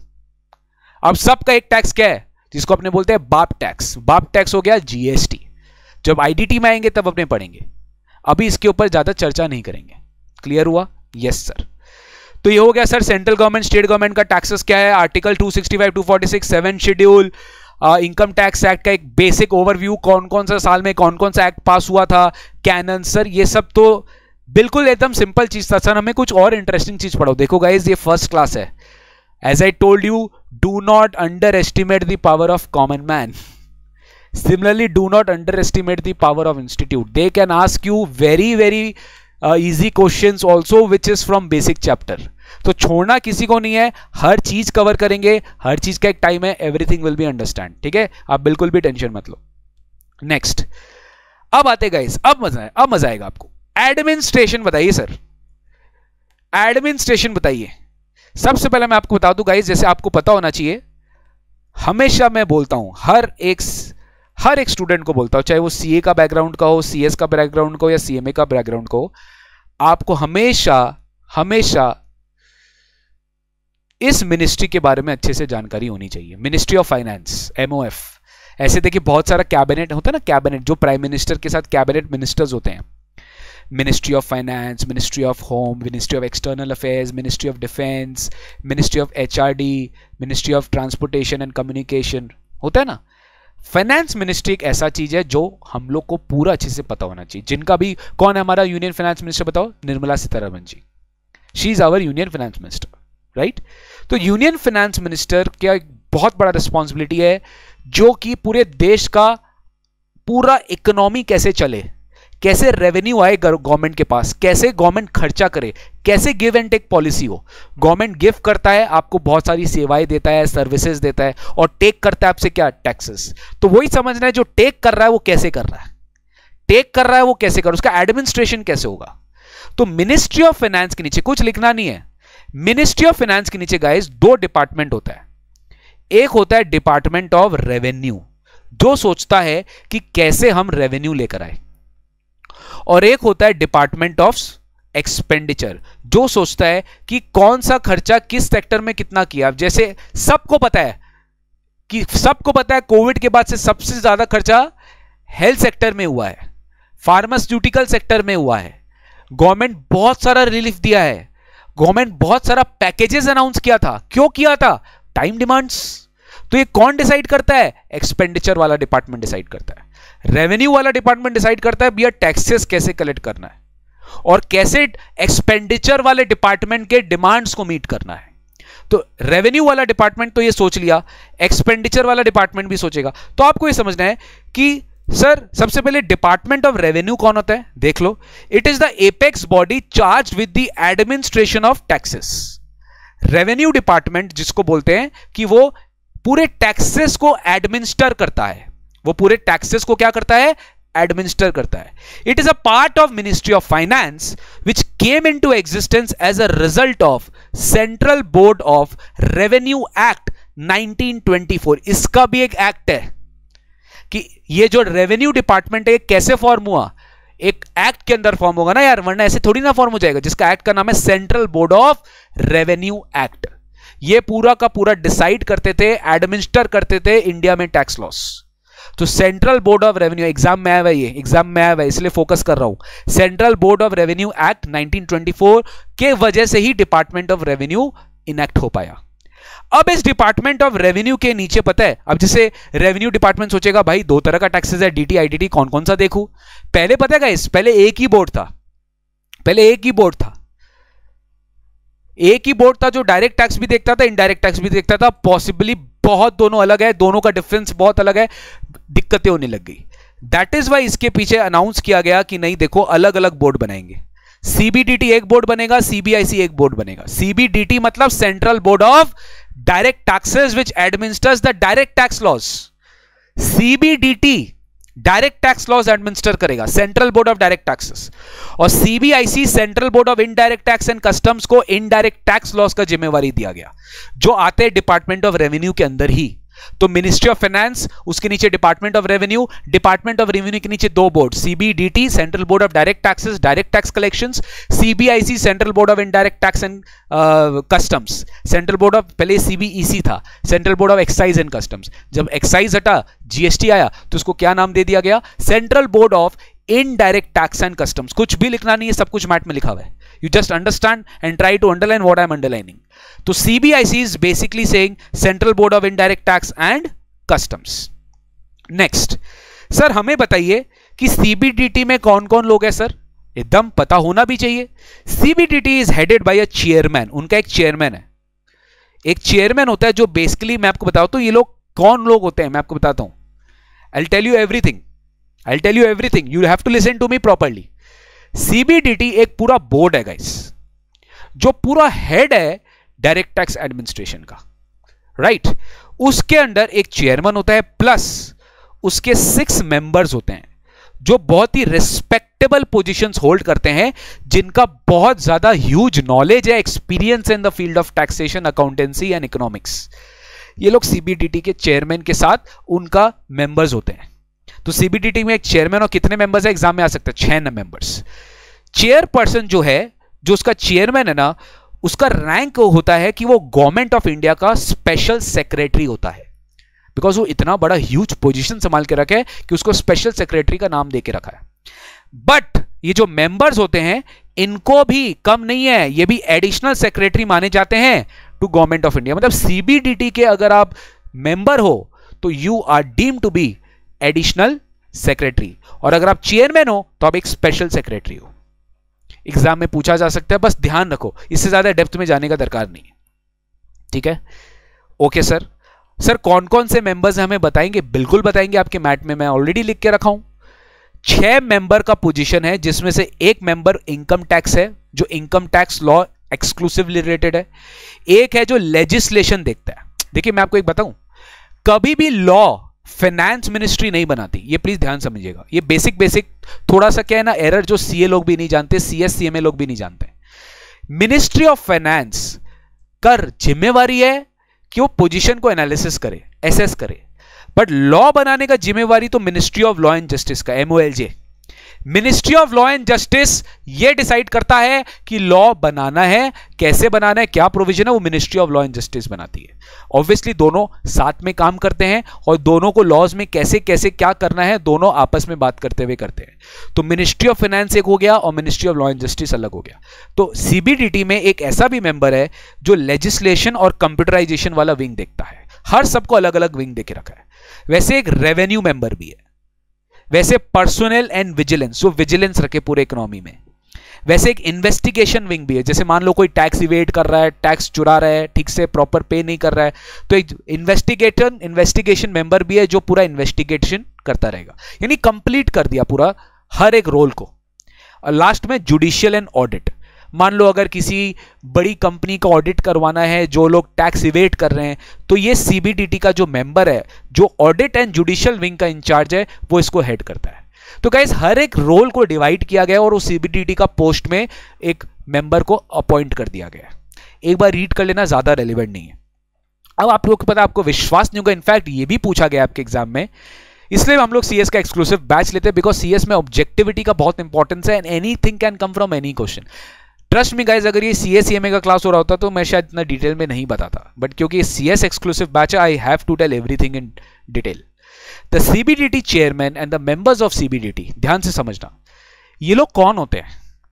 क्या ये लोग बीकॉम पास होते हैं? ऐसा नहीं है। आप सुने होंगे यूपीएससी एग्जाम होता है, सिविल सर्विस सबसे हाईएस्ट लेवल ऑफ एग्जाम है इन आवर कंट्री। सबसे मोस्ट, मतलब किसको बोलते हैं ना, मोस्ट डिफिकल्ट एग्जाम माना जाता है, even difficult than CA. Although I am a CA, but I will tell you it is most difficult than CA. UPSC exam, civil service, इसका कोई सिलेबस ही नहीं होता, इंटायर इकोनॉमीज और सिलेबस। तो इसको जो पास करते हैं ना, वो लोग को बहुत सारा अपॉर्चुनिटी मिलता है कि वो आईएएस बने, इंडियन एडमिनिस्ट्रेटिव सर्विस, आईआरएस बने, इंडियन रेवेन्यू सर्विस। तो इंडियन रेवेन्यू सर्विस में जो ऑप्ट करते हैं, जो गवर्नमेंट सर्वेंट बनते हैं, आईआरएस बनते हैं, राइट, वो लोग जनरली कौन होते हैं पता है? इनकम टैक्स ऑफिसर होता है। अब इनकम टैक्स ऑफिसर के ही फील्ड में इतना बड़ा जंप होता है कि इनकम टैक्स ऑफिसर बनता है, उसमें बहुत सारा पोस्ट, उसका 10-15 साल चला जाता है, फिर उसके बाद उसको हो सकता है अपॉर्चुनिटी मिले कि वो सीबीडीटी तक का चेयरमैन बने। तो उनका अलग लाइफस्टाइल होता है, उनका अलग सब कुछ होता है। इनफैक्ट आप लोग भी यूपीएससी सोच सकते हो, after you become CS you can go for UPSC, you can become an IRS, Indian revenue service. तो एग्जाम में पूछा गया है कि जो सीबीडीटी चेयरमैन और मेंबर्स है वो लोग कहां से सेलेक्ट होते हैं? ये लोग सेलेक्ट होते हैं इंडियन रेवेन्यू सर्विस से, आईआरएस से, premier civil service of India. देखिए एग्जाम होने वाला है कुछ ही देर में। आप लोग का एक शॉर्ट टेस्ट होने वाला है एंड यू वोंट बिलीव, ये सब ये जो मैं अभी पढ़ा रहा हूं वहीं से मैं टेस्ट लूंगा। तो प्लीज ध्यान से सुन लो, ध्यान से सुनो। आप लोग के लिए एक टेस्ट होने वाला है, टेस्ट में जो पास कर लिया उसके लिए एक बहुत ही मजेदार अनाउंसमेंट होने वाला है, बहुत ही मजेदार। हम कुछ स्पेशल रखने वाले हैं, लेकिन जो सबसे पहले आंसर करेगा मैं उसी को रैंक 1 मानूंगा, ठीक है। तो देखो, Premier Civil Service of India, whose members constitute the top management of the income tax department. Top management of the income tax department. Very important. Sir आपने तो बता दिया कि जो रेवेन्यू डिपार्टमेंट है वो central board of revenue act 1924 में form हुआ था, उसके हिसाब से। वैसे सीबीडीटी भी तो फॉर्म हुआ होगा ना सर, कि सीबीडीटी भी ऐसे ही हो गया। हर चीज का एक्ट है, हर चीज का एक्ट है, बताया ना। Central Board of Direct Tax is also a statutory authority which is functioning under which act? Central Board of Revenue Act का next version, that is 1963। जब रेवेन्यू डिपार्टमेंट आया तो उसी के तुरंत बाद सीबीडी नहीं आया था गाइस। मैं पहले आपको बोला था, पहले एक ही बोर्ड संभालता था, कोई दो बोर्ड था ही नहीं। फिर गवर्नमेंट को लगा यार बहुत काम बढ़ रहा है, एक बोर्ड से नहीं होगा, एक को डायरेक्ट टैक्स दो, एक को इनडायरेक्ट टैक्स दो। तो सीबीडीटी को डायरेक्ट टैक्स दिया गया और वो central board of revenue act 1963 के अंदर एक स्टैट्यूटरी अथॉरिटी है जो फंक्शन कर रहा है, और वो इंडिया का official financial action task force unit है, एफएटीएफ बोलते हैं उसको, कि वो फाइनेंशियली इंडिया का जितना भी चीज है वो फाइनेंशियली रिस्पॉन्सिबल है from direct tax point of view. बस इससे ज्यादा आपको समझना नहीं है, ठीक है। डेप्थ में बिल्कुल नहीं जाएंगे, लेकिन सबको टच किए। देखिए ये हमारा स्पेशलिटी है क्लासेस का, हम सब कुछ पढ़ेंगे। जितना एग्जाम ओरिएंटेड है, जितना एग्जाम ओरिएंटेड है भैया उतना ही पढ़ना है। एक्स्ट्रा नॉलेज लेने के लिए एग्जाम के बाद ही बहुत काफी है, ठीक है। तो वील बी एकदम एग्जाम ओरिएंटेड। अब आते हैं सर मुझे बताइए, सीबीडीटी तो एक बोर्ड है, अब वर्क कौन करेगा सर? सीबीडीटी में इतने चेयरमैन है, क्या वो आपको फोन करेंगे कि आप टैक्स दो टैक्स दो टैक्स दो? वो कैसे फोन करेंगे सर? वो तो एक बड़े रिस्पेक्टेबल पोजीशन में, वो तो लॉ मेकर है, वो तो पॉलिसी बनाते हैं। रियल एग्जीक्यूशन कौन करता है? Income tax department. That's the important thing. Real execution करता है income tax department. Red movie देखा अजय देवगन का? वहां पे अजय देवगन क्या करता है? उस पॉलिटिशियन के घर में रेड मारने जाता है। अजय देवगन एसेसिंग ऑफिसर होता है, उसको हम लोग क्या बोलते हैं? Assessing officer. वो इनकम टैक्स का डिपार्टमेंट का एसेसिंग ऑफिसर होता है। वो हम लोग आगे पढ़ेंगे रिस्पेक्टिव चैप्टर्स में, अभी बस आप इतना समझो, एसेसिंग ऑफिसर। तो income tax department functions under the department of revenue in ministry of finance. किसके अंडर है income tax department? Under department of revenue in ministry of finance. Department of revenue में जो फाइनेंस मिनिस्ट्री का part है उसमें income tax department function करता है। It is responsible for administrating the following direct tax acts which is passed by the parliament, that is income tax act 1961। Income tax act 1961 को वो administer करता है। और जो हर साल बजट में फाइनेंस एक्ट आता रहता है, सर उसको तो डीम्ड करना ही पड़ेगा। अरे इनकम टैक्स एक्ट में तो वो चेंजेस ला रहा है, तो वो उसका भी एडमिनिस्ट्रेशन कौन करता है? Income tax department. तो ये हुआ हमारा सीबीडीटी का part. I hope you understood. अब अपने एक बार एक छोटा सा डिस्कशन कर लेते हैं सर सीबीआईसी के ऊपर भी।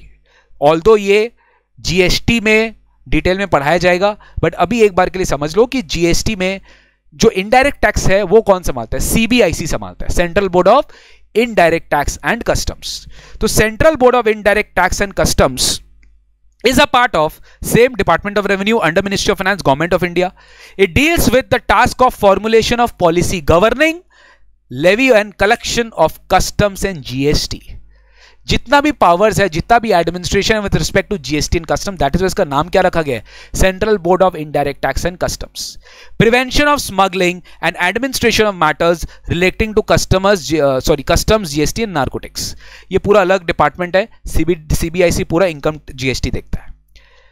वेरी वेरी इंपॉर्टेंट, सबसे इंपॉर्टेंट। क्या आपको पता है गाइस, अभी जीएसटी जो पॉलिसी आया, जो हमारा नया टैक्स आया था, जस्ट थोड़ा सा ध्यान से सोचना, ठीक है? मैं एकदम सिंपल बात बता रहा हूं, क्योंकि मैं जानता हूं कि आपको कुछ चीज तो जानकारी है टैक्स के बारे में, पूरा नॉलेज नहीं है। पूरा नॉलेज नहीं है, आधा अधूरा नॉलेज है, उसको कंप्लीट करना चाहता हूं मैं, because I know you know something. Because tax एक ऐसा सब्जेक्ट है जो हम सुन लेते हैं यार, पापा से बात करते हैं, पापा डिस्कस करते हैं, या फिर एक पार्टी में जाते हैं, 4 लोग बात करते हैं, तो लोग टैक्स का बात करेंगे।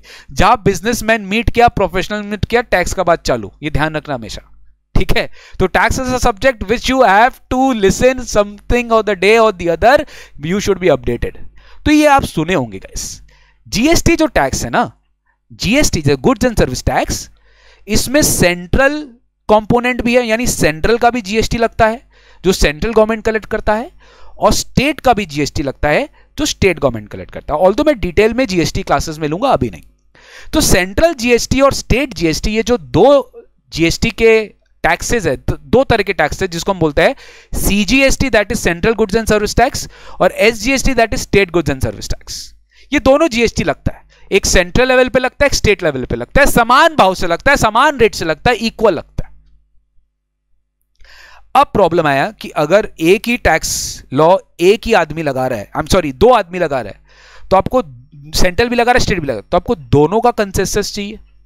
जीएसटी में आज कुछ भी चेंज आएगा, सेंट्रल और स्टेट दोनों मिलकर लगा रहे हैं, यस और नो, हाँ, तभी हम जीएसटी को एक और नाम देते हैं, डुअल मॉडल टैक्स।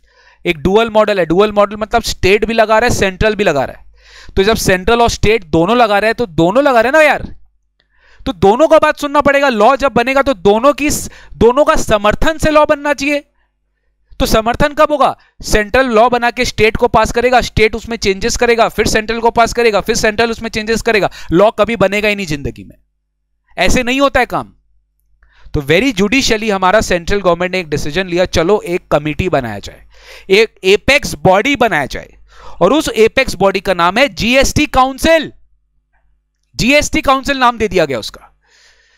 और वो GST council will be responsible for administrating the levy of goods and services tax in India. और उस जीएसटी काउंसिल में सेंट्रल के लोग भी रहेंगे, स्टेट के लोग भी रहेंगे। तो अगर जीएसटी काउंसिल कुछ बोलता है तो डेफिनेटली उसमें ये हम डिसाइड कर सकते हैं कि सेंट्रल लेवल का आदमी और स्टेट गवर्नमेंट दोनों का समर्थन है, दोनों का समर्थन है। ऑब्वियसली 100% यूनानिमस नहीं हो सकता, बट वो हम आपको जीएसटी में पढ़ाएगा कि कब जीएसटी काउंसिल का डिसीजन माना जाता है, कब नहीं माना जाता है। बट है एडमिनिस्ट्रेशन ऑफ इंचार्ज वो लोग ही, क्योंकि GST is a common topic for income state as well as central, so both have to be equally responsible for that. तो GST council consisting of representative from centre as well as state have been formulated under GST law of indirect taxes. And very very important, कभी ऐसा मत सोचना कि GST council government है, government नहीं है GST council. Government के नीचे काम करता है जीएसटी काउंसिल। सेंट्रल गवर्नमेंट अलग है, स्टेट गवर्नमेंट अलग है, दोनों अपने अपने रिप्रेजेंटेटिव्स को भेजते हैं। स्टेट गवर्नमेंट अपना रिप्रेजेंटेटिव को भेजता है जो कि स्टेट का टैक्सेशन या फाइनेंस मिनिस्टर है। वैसे सेंट्रल गवर्नमेंट का अपना रिप्रेजेंटेटिव आता है, ऑब्वियसली उनकी, हमारी देश की union finance minister, secretary, CBDT, I mean CBIC का चेयरमैन, लोग सब रहते हैं। तो ये लोग सब मिलकर एक कमिटी बनाए हैं, एपेक्स बॉडी है जिसको हम बोलते हैं जीएसटी काउंसिल। बट क्या जीएसटी काउंसिल सरकार है? क्या जीएसटी काउंसिल जो बोल देगा लॉ बन जाएगा? नो, लॉ तो बनेगा पार्लियामेंट में, लॉ तो बनेगा पार्लियामेंट में। इवन गवर्नमेंट लॉ नहीं बना सकता है, ये भी मैं आपको बता देता हूं। लॉ बनता है कहां पे? पार्लियामेंट में बनता है, लेजिस्लेटिव असेंबली में बनता है। वो कानून वही पास होता है। हाँ, कानून के रखवाले अलग है, कानून के रखवाले अलग है, एडमिनिस्ट्रेशन वाले लोग अलग है, बट कानून बनेगा तो भैया पार्लियामेंट में बनेगा जो ऑल ओवर इंडिया एप्लीकेबल है, स्टेट लेजिस्लेटिव असेंबली में बनेगा जो एक रिस्पेक्टिव स्टेट में एप्लीकेबल है। तो इन शॉर्ट जीएसटी काउंसिल खाली रिकमेंडेशन दे सकता है, बट मैं आपको बताऊं ये खाली नाम का है। जीएसटी काउंसिल जो बोलता है वो लॉ बन जाता है, प्रैक्टिकली ये होता है। But definitely they will make only recommendation.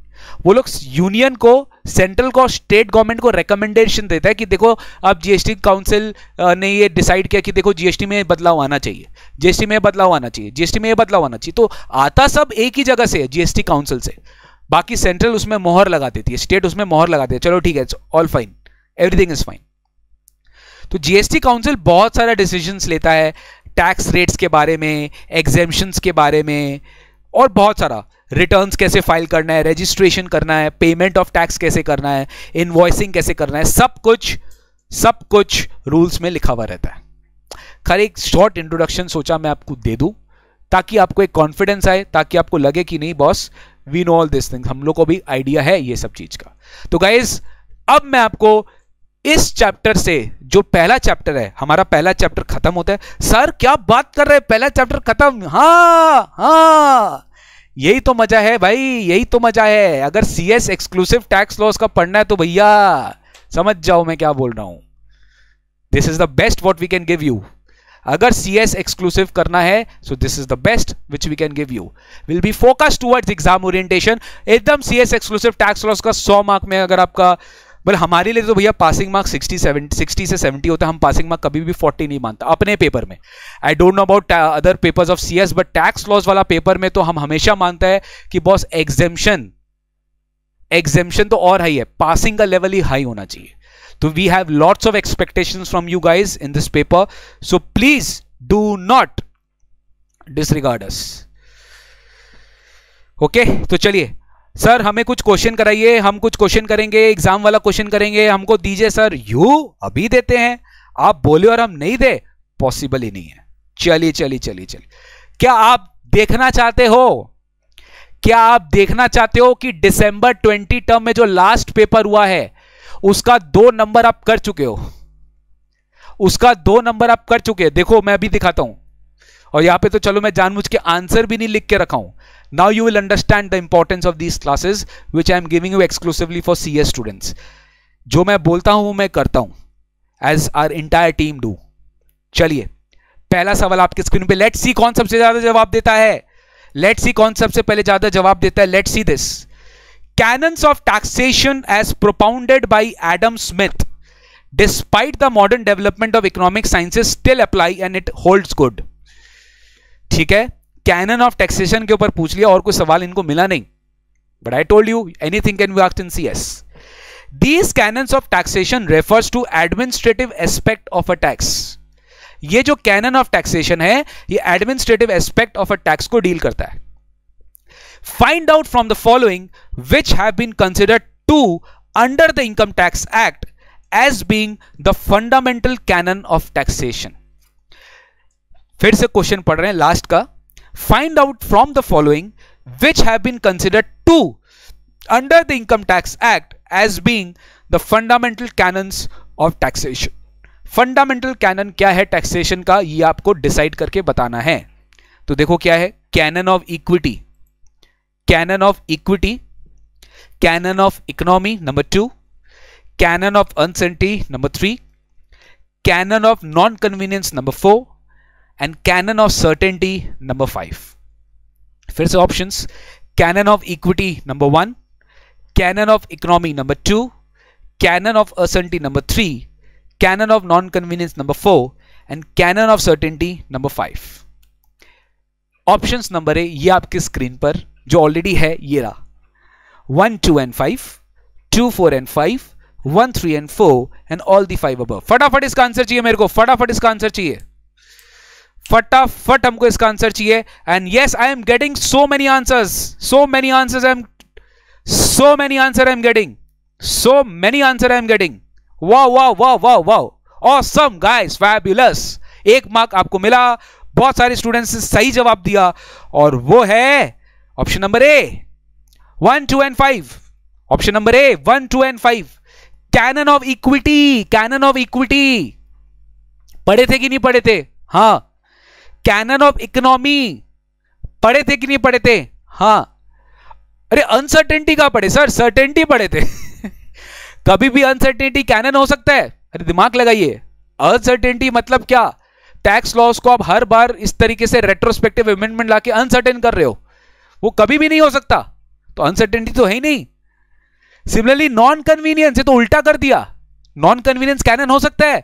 कभी नहीं, non convenience can never be a canon, but certainty एक कैनन हो सकता है। तो 1, 2 and 5, I repeat 1, 2 and 5, that's the correct answer. ये रहा आपको 1 मार्क फ्री में, फ्री में 1 मार्क। देखिए पढ़ना एक चीज होता है, स्कोरिंग मार्क्स एक चीज होता है, दोनों करना एक चीज होता है। आप पढ़ के स्कोर नहीं कर पाए, बहुत खराब लगेगा। बिना पढ़े स्कोर कर पाए, पॉसिबल है, एमसीक्यू है, टिकी टिकी खेलेंगे, भगवान का साथ रखा, बहुत खराब लगेगा। पढ़ो और स्कोर भी करो, सबसे बेस्ट कब होगा? जब आप एग्जाम ओरिएंटेड रहोगे, आराम से पूरा sir fully exclusive CS executive batch. ठीक है, मैं तो बहुत पॉजिटिव हूं, आप हो कि नहीं मुझे पता नहीं। नंबर 2, वाह वाह वाह सर, कुछ पढ़ा हुआ सा लग रहा है ये क्वेश्चन।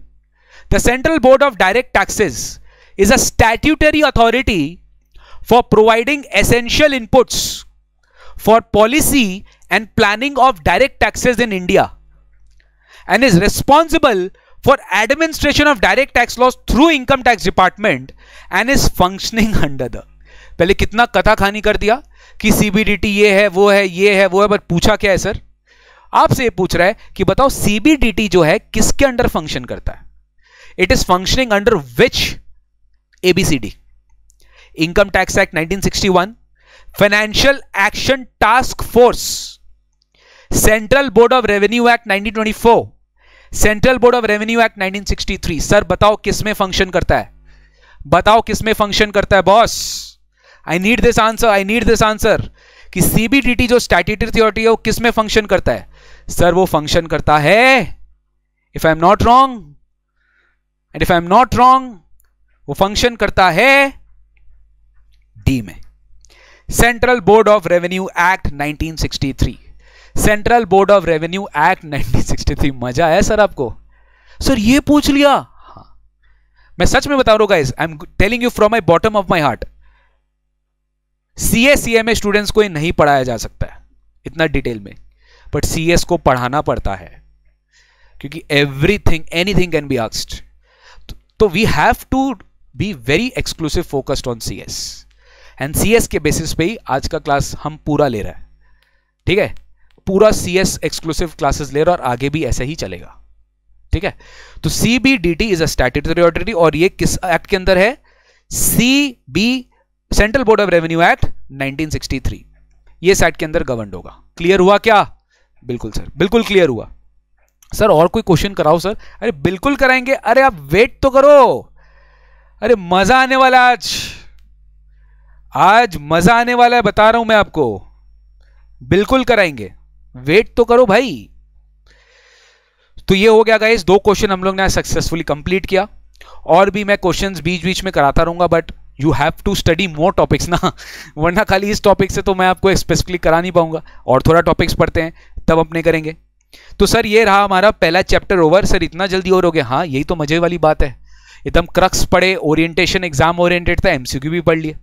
अब अपने आते चैप्टर नंबर 2 पे, अब अपने आते चैप्टर नंबर 2 पे, basic concepts of income tax. यहां से आपका ऑफिशियल जर्नी स्टार्ट होता है guys, basic concepts of income tax, यही से हम अपना ऑफिशियल जर्नी फॉलो करेंगे, ठीक है ना, यही से हम अपना ऑफिशियल जर्नी फॉलो करेंगे कि कॉन्सेप्ट क्या है सर इनकम टैक्स का, हमें बताइए। अब आपका कॉन्सेप्ट ऑफ इनकम टैक्स अभी से स्टार्ट होता है।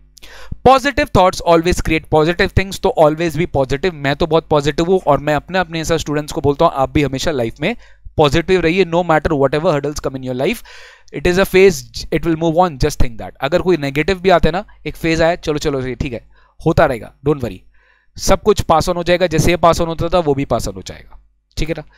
सर हमें बताइए अब इनकम टैक्स का बेसिक कॉन्सेप्ट, हम बहुत चार्ज्ड अप है, हमें समझना है कि इनकम टैक्स कैसे लगता है, कब लगता है, किस पे लगता है, इनकम टैक्स का बेसिक्स क्या है, वो बेसिक्स हमें बताइए सर, हमको भी जानना है, हम भी फ्यूचर में इनकम कमाएंगे, हमें कैसे टैक्स भरना है हमें पता होना चाहिए, या फिर हम अगर फ्यूचर में टैक्स कंसल्टेंट बनना चाहते हैं तो हम कैसे टैक्स कंसल्टेंट बनेंगे, हमको कैसे किसका कैसे टैक्स कैलकुलेट करना है, हमें बताइए सर। तो बस आप बोले और हम आपको बताया, और ये हमारा पहला टॉपिक है इस चैप्टर में, components of income tax law.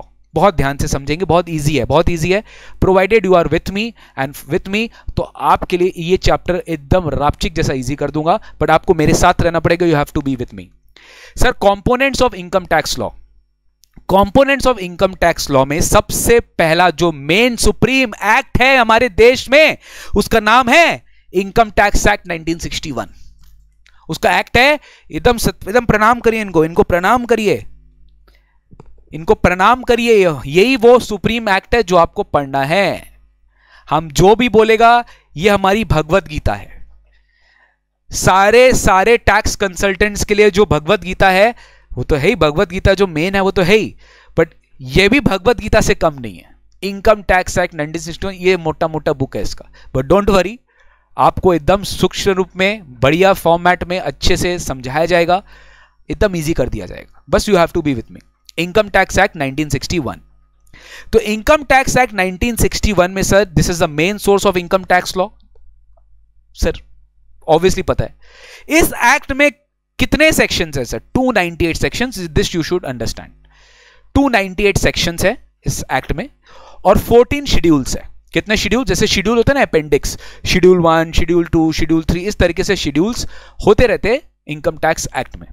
तो 298 सेक्शंस है और 14 शेड्यूल है। मेन इनकम टैक्स में सबसे पहले होता है सेक्शन नंबर। क्या होता है? Section number. सेक्शन नंबर तो भैया इतना इंपॉर्टेंट आप लोग के लिए, और वो मेरी रिस्पॉन्सिबिलिटी है that I will make you learn in the class only. आपको क्लास में ही लर्न करा दिया जाएगा, आप टेंशन मत लो। आपको क्लास में ही लर्न करा दिया जाएगा, आप टेंशन मत लो। Everything will be taught to you in the class itself, but you have to be with me. ठीक है? सेक्शन होता है main provision. Section number 1, section number 2, section number 3, section number 4, ऐसे करके बहुत सारे सेक्शन नंबर है। बट मुझे बताइए, जैसे मान लो एक सेक्शन है, एग्जांपल मैं दे रहा हूं, एक सेक्शन है 43। तो 43 में एक ब्रैकेट ऐड किया मैं 1, फिर 43 में एक ब्रैकेट ऐड किया 2। इसका मतलब क्या? इसको बोलते हैं सब सेक्शंस। इसको बोलते हैं, ये तो लॉ में भी फॉलो होता है सर, ये कोई नया बात आप नहीं पढ़ रहे हो। This is not relevant to tax laws at all, this is overall law. वैसे ही सेक्शन में बहुत सारे डिवीजन होते हैं, जैसे सब सेक्शन। क्या होते हैं? Sub section. फिर अगर इस सब सेक्शन के बाद मैं एक और ब्रैकेट ऐड कर देता हूं, जैसे मान लो 43 सब सेक्शन 2 में मैंने और एक ब्रैकेट ऐड कर दिया, इसको हम बोलते हैं क्लॉज। क्या बोलते हैं हम? Clause. This we term as clause. Section में डिवीजन पहला हुआ सब सेक्शन, सब सेक्शन में फर्दर डिवीजन हुआ क्लॉज। और मान लो अगर तो मजा आ जाएगा। ये 43(2)(a)(1 सर ये क्या है ये एक सेक्शन, बट इसमें बहुत पार्टीशंस है। सेक्शन 43 है, सब सेक्शन 2 है, क्लॉज नंबर ए है और उसका सब क्लॉज 1 है। मतलब जब सेक्शन को बहुत पार्ट्स में तोड़ा जाता है तो ये आ सकता है आगे, ये आपको पढ़ाया जाएगा आगे कि सेक्शन 43 सब सेक्शन 2 का क्लॉज नंबर ए में, सब क्लॉज आई में ये लिखा हुआ है। तो सेक्शन हुआ, सब सेक्शन हुआ, क्लॉज हुआ, सब क्लॉज हुआ। एग्जांपल देखो, a section may have following subdivision, subsection, clauses and subclauses which are denoted within brackets. Example section 80D(2)(b). तो 80D अलग अलग नहीं है, 80D एक सेक्शन है जो बाद में हम बात करेंगे, मेडिकल इंश्योरेंस का डिडक्शन देता है, बाद में बात करेंगे। इसका सब सेक्शन 2 है, इसका क्लॉज नंबर बी है। तो 80D सेक्शन है, सब सेक्शन 2 है, क्लॉज नंबर बी है, तो इसको हम इकट्ठा क्या बोल देता है? सेक्शन। क्लियर है? लेकिन बात यह खत्म नहीं होता। एज यू ऑल नो, हर एक सेक्शन का जो प्रोविजन बोलता है उसका एक एक्सेप्शन भी होता है, उसका एक एक्सेप्शन भी होता है। जैसे एग्जांपल के तौर पे मैं आपको बोलता हूं, प्लीज मेरा बात ध्यान से समझना, एकदम प्रैक्टिकल 1 to 1। टीडीएस आप जानते हैं, टीडीएस क्या होता है? Tax deducted at source. अगर हम आपको इनकम पे कर रहा है तो हमको उसमें से कुछ टैक्स डिडक्ट करना पड़ता है और गवर्नमेंट को देना पड़ता है। आप जब फ्यूचर में जॉब करेंगे ना तो आपको सैलरी मिलेगा। याद रखना, कभी आपको उतना सैलरी आपके बैंक अकाउंट में नहीं आएगा जितना आप डिजर्व करते हो। अब बोले अरे इतना कम काट लिया, पैसा काट लिया, चोरी कर लिया। वो चोरी नहीं किया है, वो टैक्स काटा है, और वो एम्प्लॉयर को काटना पड़ेगा जब आप जॉब में जाएंगे, because he is paying you a salary and is deducting taxes on the payment which is making to you. तो उसको टैक्स काट के गवर्नमेंट को जमा करना पड़ता है। तो जब वो टैक्स काट के गवर्नमेंट को जमा करता है उसको हम क्या बोलते हैं? टीडीएस। समझ गया? अब सपोज एक सेक्शन मेरे साथ साथ रहो। एक सेक्शन में अगर हम बोलते हैं कि अगर हम किसी को भी रेंट पेमेंट करेंगे तो हम उसमें टीडीएस काटेंगे, टीडीएस डिडक्ट करके गवर्नमेंट को जमा करेंगे, ये सेक्शन बोलता है। अब सडनली प्रोवाइजो बोलेगा देखो, if the rent payment does not exceed 2.4 lakhs, that is 2,40,000, then TDS is not required to be deducted. Oh sir, ये बोली ना, प्रोवाइजो मतलब एक्सेप्शन। प्रोवाइजो मतलब एक्सेप्शन। तो proviso basically spells out the cases where the provision contained in the respective section would not apply. और अगर apply भी होगा तो कुछ चेंजेस के साथ होगा। इसका भी एग्जांपल देता हूं।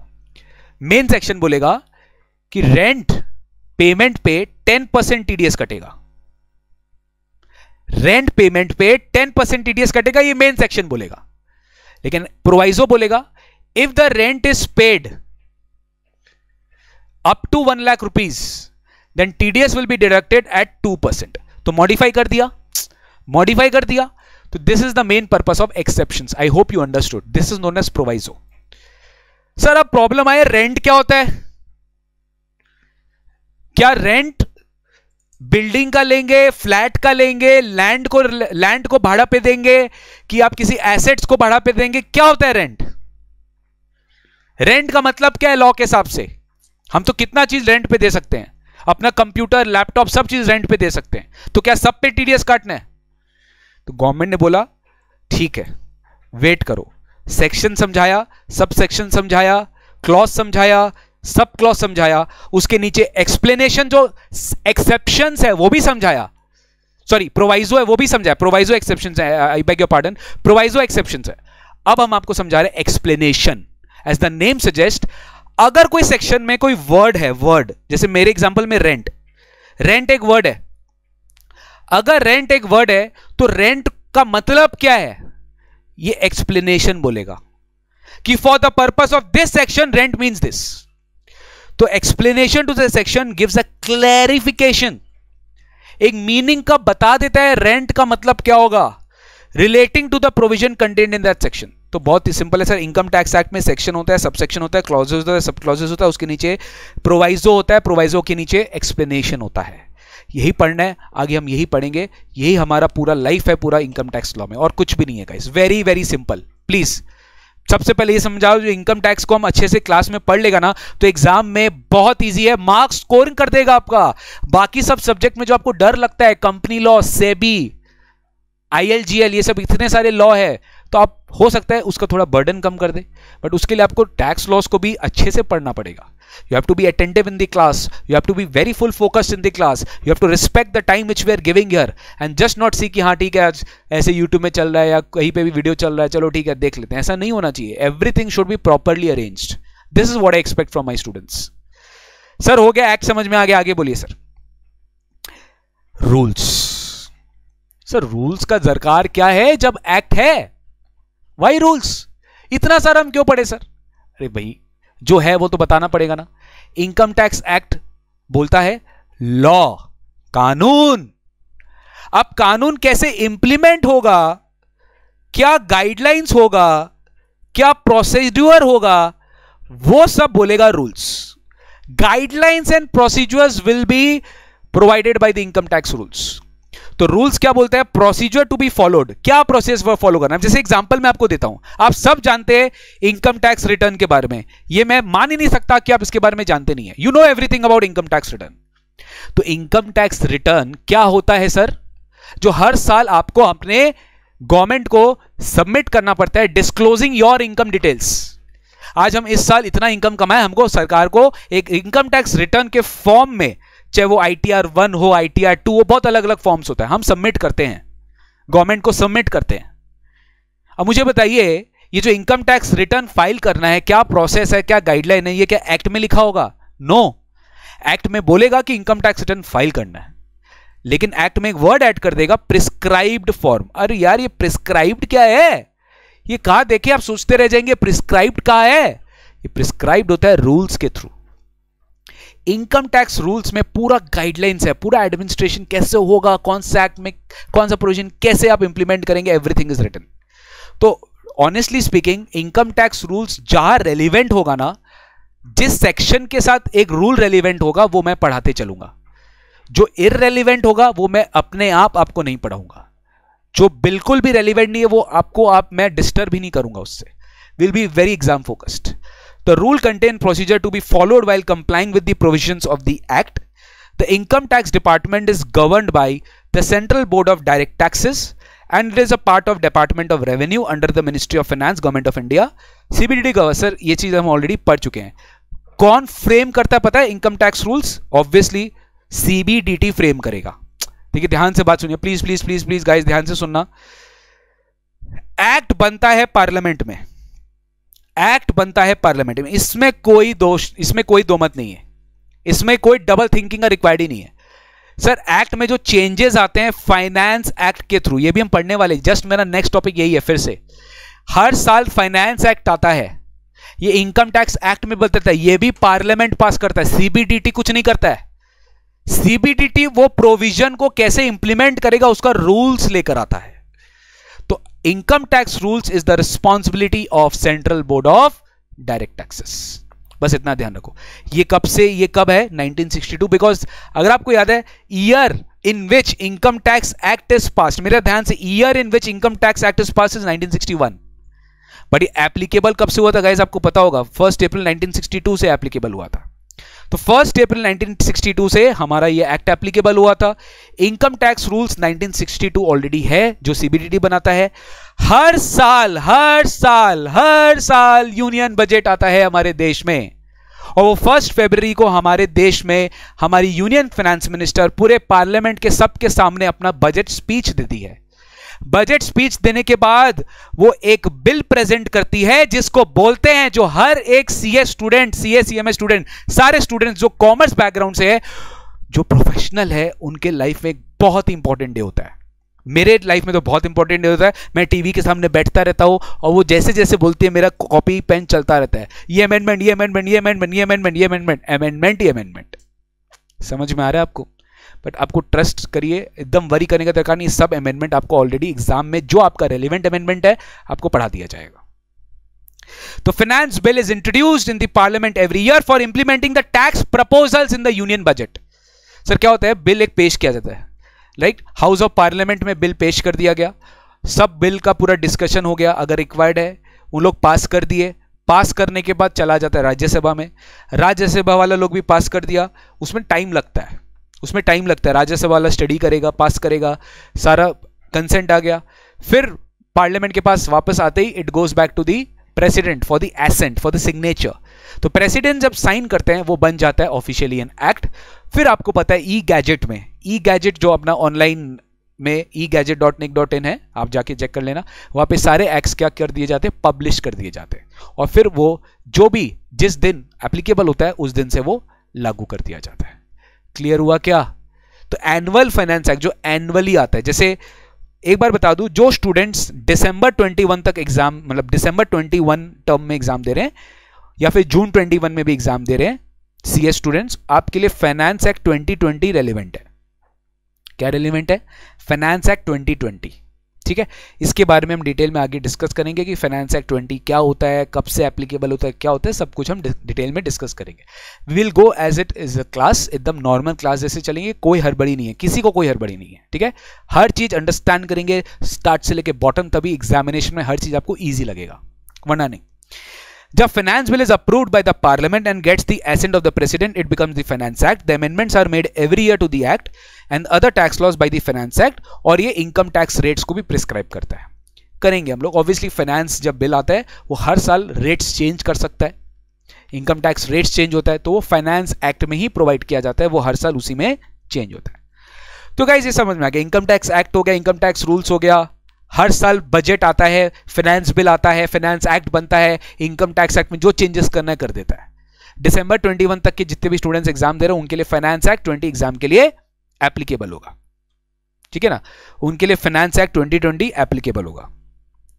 Circulars या notifications. Circulars are issued by the CBDT to clarify the meaning and the scope of certain provisions contained in the Act.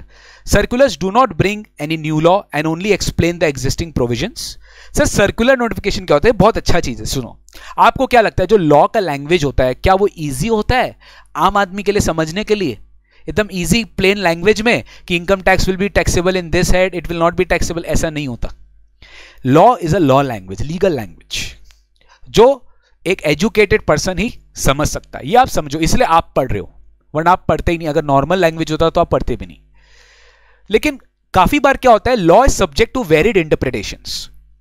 Law is subject to varied interpretations. कोई लॉ को कैसे इंटरप्रेट कर रहा है, कोई कैसे इंटरप्रेट कर रहा है, it may be subjected to various interpretation. आपको बताऊं, लॉ में एक मे वर्ड और शैल वर्ड में कितना जमीन आसमान का डिफरेंस है।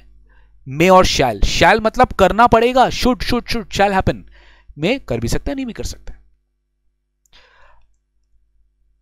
समझ में आया आपको? तो मे और शैल, मे और शैल कितना बड़ा डिफरेंस है। तो वैसे लॉ के लैंग्वेज में अपने को समझना पड़ता है कि सर लॉ का लैंग्वेज इजी नहीं होता है।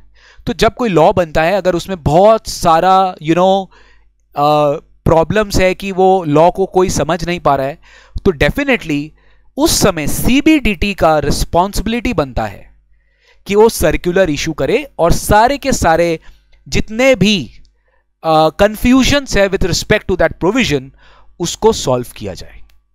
ठीक है, तो उसको बोलते हैं सर्कुलर्स। क्या बोलते हैं? सर्कुलर्स। तो circulars are issued by the CBDT to clarify the meaning and the scope of the certain provisions. Please ऐसा मत देखिए, सीबीडीटी पार्लियामेंट नहीं है, सीबीडीटी लॉ नहीं बना सकता है, वो लॉ बना भी नहीं रहे। जो लॉ बना हुआ है वो उसी को आम भाषा में एक्सप्लेन कर रहा है। तो सीबीडीटी जो लॉ बना दिया, क्या बताइए सर्कुलर लॉ हो गया क्या? नहीं सर, लॉ कभी नहीं होता है सर्कुलर। सर्कुलर सीबीडीटी बनाता है, वो लॉ नहीं होता। कानून तो भैया पार्लियामेंट में ही पास होता है, ये ध्यान रख लेना भाई। चाहे एनुअल फाइनेंस एक्ट हो, चाहे वो इनकम टैक्स एक्ट 1961 हो, कानून तो भैया सर्कुलर सर्कुलर के थ्रू कानून नहीं आ सकता। It can not be made a law. तो circulars are issued by the CBDT to clarify the meaning of the, to clarify the scope of the provision. Circulars do not bring any new law, नया law नहीं लेकर आता circular. It just explains the existing provision. Circular खाली क्या करता है? एक existing provision को एक्सप्लेन करता है और कुछ नहीं करता। मेरा बात समझे? यानी जो कानून है उसको एक्सप्लेन कर दिया, जो कानून है इसको एक्सप्लेन कर दिया। यहां लिख सकते हैं अपने, it is not binding on SS, it is not binding on tax payer. Circular कभी भी टैक्स पेयर्स के ऊपर बाइंडिंग नहीं होता। देखिए क्या होता है ना, पूरे इनकम टैक्स में दो जन होते हैं, एक होता है टैक्स पेयर और एक होता है सरकार। When I'm talking about CBDT, CBDT is represented, CBDT is representing government. CBDT is representing government. तो जब हम CBDT से बात कर रहे हैं, CBDT सोचो एक सर्कुलर लेके आया, हम बोल रहे हैं नहीं, CBDT जो सर्कुलर लेके आया हम उसे अग्री नहीं कर रहे हैं। क्या आप ऐसा बोल सकते हो? बोल सकते हो। CBDT जो सर्कुलर लेके आया हम उसे अग्री नहीं कर रहे, क्या आप ऐसा बोल सकते हो? बोल सकते हो। आप ऐसा बोल सकते हो, बिल्कुल बोल सकते हो। सर क्यों? हम क्वेश्चन कर सकते हैं। हां, आप लॉ को चैलेंज नहीं कर रहे, लॉ जो इंटरप्रेट कर रहा है उसको चैलेंज कर रहे हो। आप बोले थे कि लॉ में हमको कोई दिक्कत नहीं है, बट लॉ जिस तरीके से आपने इंटरप्रेट किया है, सीबीडीटी ने जो सर्कुलर इशू करके इंटरप्रेट किया उसमें प्रॉब्लम है, तो आपके ऊपर वो सर्कुलर बाइंडिंग नहीं होता। लेकिन मुझे बताइए, सीबीडीटी जनता का सेवक है, सीबीडीटी जो बोलेगा वो तो गवर्नमेंट के ऊपर तो एप्लीकेबल होगा ही। आज आप मान लो मैं अपने फैमिली का रिप्रेजेंटेटिव हूं, तो मैं जो बोलूंगा तो मेरे फैमिली भी उसका सपोर्ट करेगा कि नहीं करेगा? आज हमारी एमईपीएल टीम में जितने फैकल्टीज है, जितने भी हम लोग फैकल्टी साथ में आपको प्रोवाइड कर रहे हैं एजुकेशन, तो हम लोग सेम लाइंस में तभी तो आपको प्रोवाइड कर पा रहे हैं, वरना कैसे प्रोवाइड कर पाते? मेरा बात समझ रहे हो मैं क्या बोल रहा हूं? तो going to this stands, CBDT जो बोल दिया, सीबीडीटी के गवर्नमेंट के ऊपर तो एप्लीकेबल होगा, सारे ऑफिसर्स के ऊपर एप्लीकेबल होगा, जो लोग भी इनकम टैक्स डिपार्टमेंट के लोग हैं उन पे एप्लीकेबल होगा। हां, लेकिन हम पे एप्लीकेबल हो या नहीं हो वो हम पे डिपेंड करता है, क्योंकि कानून नहीं है ये ध्यान से समझना। एग्जाम में आया है इसलिए मैं रिपीट कर रहा हूं बार बार। तो ठीक है sir, circulars are issued by the CBDT. बस खत्म हुआ लेक्चर, 5 मिनट में खत्म करेंगे हम। जून अटेम्प्ट वाले बच्चे भी इसको देख सकते हैं, कभी मना मैं किया ही नहीं हूं, क्यों नहीं? देखो, आराम से देखो। Notifications are issued by the central government to give effect to the provisions of the act. It brings amendments during the year. Sir notification तो आप समझते होंगे, ये तो बाकी लॉज में भी होता ही है, इनकम टैक्स में भी नोटिफिकेशन होता है। सपोज एग्जांपल, जैसे गवर्नमेंट अगर ड्यूरिंग द ईयर कुछ इशू करता है, गाइडलाइंस हुआ या कोई मान लो कोई चेंजेस हुआ, जैसे कोविड पीरियड में कितना चेंजेस हुआ था गाइस, हद चेंजेस हुआ था, so that difficulties are removed and provisions are accordingly changed। तो साल में देखिए, फाइनेंस बिल तो साल में एक बार आएगा, हर 6 महीना में थोड़ी ना फाइनेंस बिल आएगा, साल में एक ही बार आता है फाइनेंस बिल, दैट इज 1 फरवरी को बिल आता है, उसके बाद एक्ट बनता है 2-3 महीना बाद, दैट इज मार्च अप्रैल से एक्ट बन जाता है। लेकिन साल में बीच बीच में कोई चेंजेस करना है तो कैसे करेंगे? उसके लिए गवर्नमेंट नोटिफिकेशन इशू करता है, गवर्नमेंट करता है। Again I am saying notifications is not a new law, it is well within the 4 corners of the act, it is well within the 4 corners of the act। Act ने अगर power दे दिया central government को किसी भी section में कि तुमको जब चाहे नोटिफिकेशन इशू करके तुम चेंजेस करो कोई पर्टिकुलर प्रोविजन में, तो सेंट्रल गवर्नमेंट उसको करेगा, और वो करता है एक नोटिफिकेशन के थ्रू। क्लियर हुआ क्या? तो पहले हुआ बताओ मेरे साथ साथ, income tax act that supreme, उसके ऊपर कोई नहीं है भाई, वो सबसे सुप्रीम है, वो पार्लियामेंट में पास होता है। लेकिन हाँ, उसमें भी हर साल चेंजेस आ सकता है। फाइनेंस बिल 2000 फाइनेंस बिल आएगा, अभी लेटेस्ट फाइनेंस बिल 2021 एप्लीकेबल है, वो दिसंबर 21 वाले कैंडिडेट्स के लिए एप्लीकेबल नहीं है, अप टू दिसंबर 21 उसके बाद से एप्लीकेबल होगा। तो अभी आपके लिए फाइनेंस बिल 2020 जो लास्ट ईयर आया था वही एप्लीकेबल है। क्लियर हुआ मेरे साथ साथ? हाँ। फिर सर लेकिन सब कुछ एक्ट में नहीं है, रूल्स में भी कुछ मेंशन हो सकता है। तो रूल्स कौन बनाता है सर? सीबीडीटी, एपेक्स बोर्ड, जो direct tax collections, direct tax laws administer करता है, वो लोग रूल्स बनाते हैं। 1962 इनकम टैक्स रूल्स, जिसमें गाइडलाइंस प्रोसीजर्स मेंशन्ड है। सर अगर कोई लॉ को समझने में दिक्कत हो रही है तो सीबीडीटी हेल्प करेगी, सर्कुलर इशू करेगी, लॉ नहीं बनाएगी, क्लैरिफाई करेगी कि प्रोविजन का मतलब क्या है। वो आपके ऊपर बाइंडिंग नहीं है, आप जब चाहे चेंज कर सकते हो। चेंज मतलब आप उसको चैलेंज कर सकते हो कोर्ट्स में। चेंज कैसे करोगे? आप कोर्ट में जाएंगे, चैलेंज करेंगे, अपना पिटीशन फाइल करेंगे किसी ऑफिसर कि मैं को इसमें प्रॉब्लम है, मैं इसे एग्री नहीं कर रहा, कर सकते हैं, आपका फंडामेंटल कॉन्स्टिट्यूशनल राइट है। सरकार अगर गवर्नमेंट ड्यूरिंग देयर को चेंजेस लाना चाहे जो ऑलरेडी उनके पावर के अंदर है, तो वो नोटिफिकेशन लेकर आएगी। और लास्ट में तो भैया हमारे तो कोर्ट बाबू ऑलरेडी है।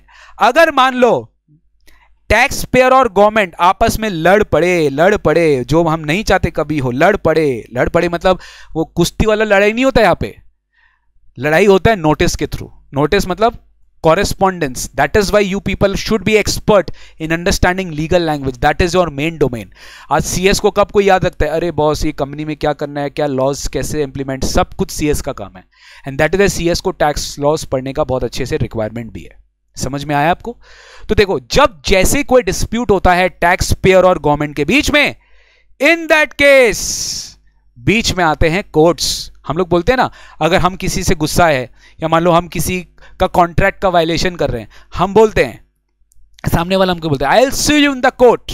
जॉली एलएलएल का मूवी देखे होंगे, राइट? वो भी कोर्ट पे आपको एक तो विश्वास है कि नहीं, आपको अगर कोई जस्टिस नहीं देगा तो कोर्ट आपको जस्टिस देगा।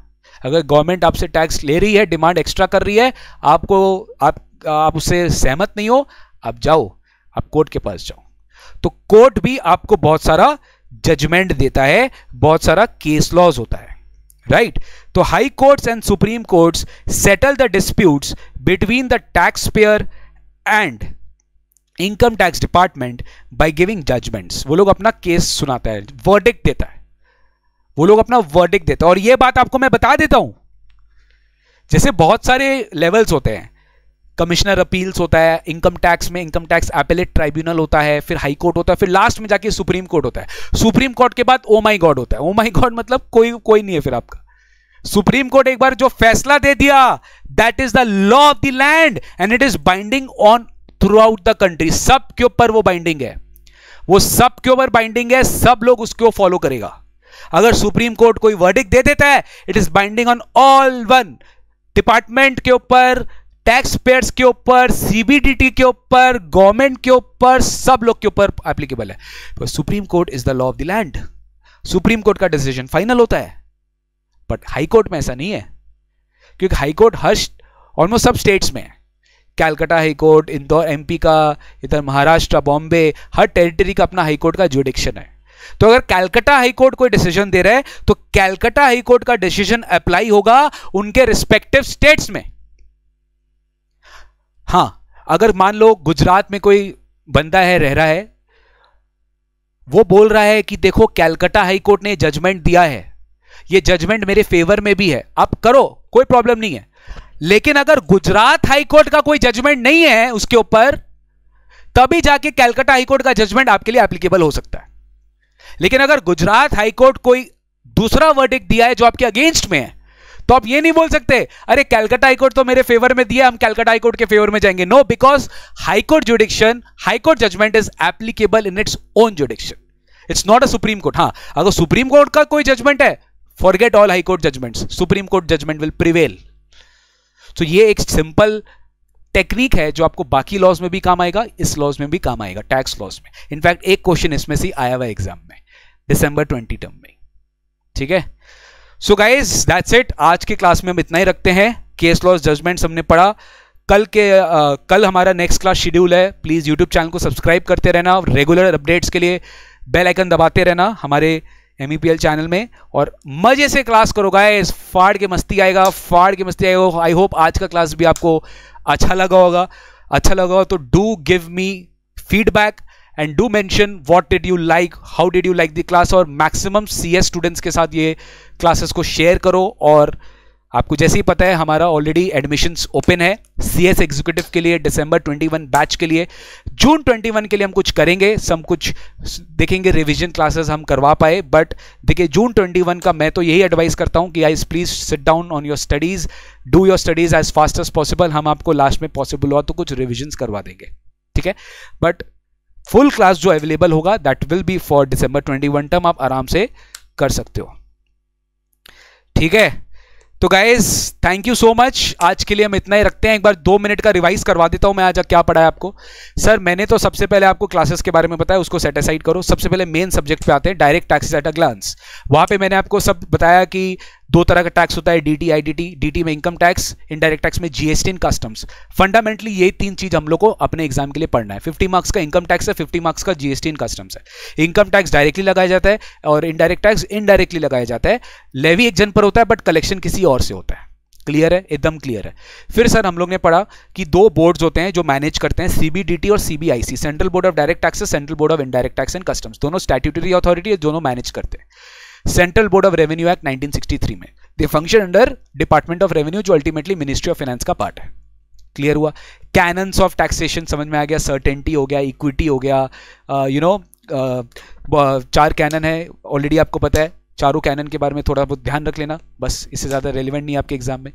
फिर मैंने आपको बहुत सारा ऑब्जेक्टिव क्वेश्चंस भी कराया, आपको एग्जामिनेशन में क्या समझाता है वो भी मैंने आपको कराया, आपको एक फंडामेंटल रिवाइज करवा दिया। सीबीडीटी के 6 मेंबर्स होते हैं वो भी बता दिया। सीबीआईसी होता है, जीएसटी काउंसिल होता है जो इनडायरेक्ट टैक्स का पूरा मैनेज करता है। तो ये एट अ ग्लांस पढ़ा।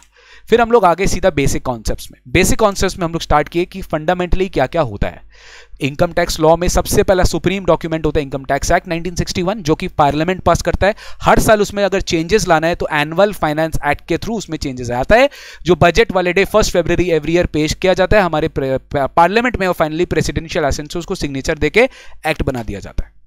जैसे दिसंबर 21 तक के जितने भी कैंडिडेट्स हैं उनके लिए फाइनेंस एक्ट 20 रेलिवेंट है, जो फुली अमेंडेड आपके टर्म के लिए होगा। क्लियर है। फिर सीबीडीटी क्या करता है, इंप्लीमेंट करने के लिए of the provisions of the act, CBDT अपना रूल्स बनाता है। Income tax rules 1962, income tax rules 1962 बनाया जाता है, उसको टाइम टू टाइम अमेंड किया जाता है। उसमें procedure, implementation, income tax return forms आपको एक्ट में नहीं मिलेगा, आपको रूल्स में मिलेगा। दैट्स द एग्जांपल, ठीक है।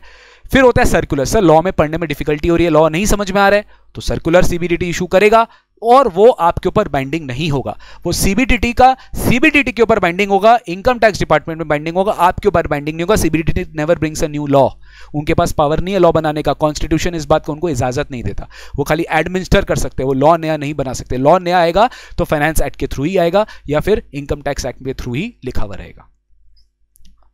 नोटिफिकेशन, जब ड्यूरिंग द ईयर आपको कुछ इशू करना है, कोई फर्दर गाइडलाइंस देनी है, कोई एक्ट में जो पावर गवर्नमेंट लेके रखा है उसी को फर्दर इनहांस करने के लिए government time to time notification भी इशू कर सकता है। और लास्ट में अगर आपका झगड़ा हो गया उनसे, कोई दिक्कत नहीं है, गवर्नमेंट का भी आपके साथ झगड़ा हो गया, we will sue you in the court. एक प्रोसेस है, अपील का प्रोसेस है, आप प्रोसेस फॉलो करो। लास्ट है सुप्रीम कोर्ट। सुप्रीम कोर्ट के बाद ओ माय गॉड है, कुछ नहीं होगा। सुप्रीम कोर्ट जो बोल दिया वो लॉ ऑफ द लैंड है, उसके बाद कोई कुछ नहीं कर सकता। सबका डिसीजन, उनका decision is the final decision. वो लॉ है, वो कानून है। सुप्रीम कोर्ट का लॉ, सुप्रीम कोर्ट का verdict is as good as कानून। और हाई कोर्ट का जजमेंट है जो रिस्पेक्टिव हाई कोर्ट के जुडिक्शन में ही एप्लीकेबल होता है। दैट्स इट, आज का क्लास यहां समाप्त। Thank you so much.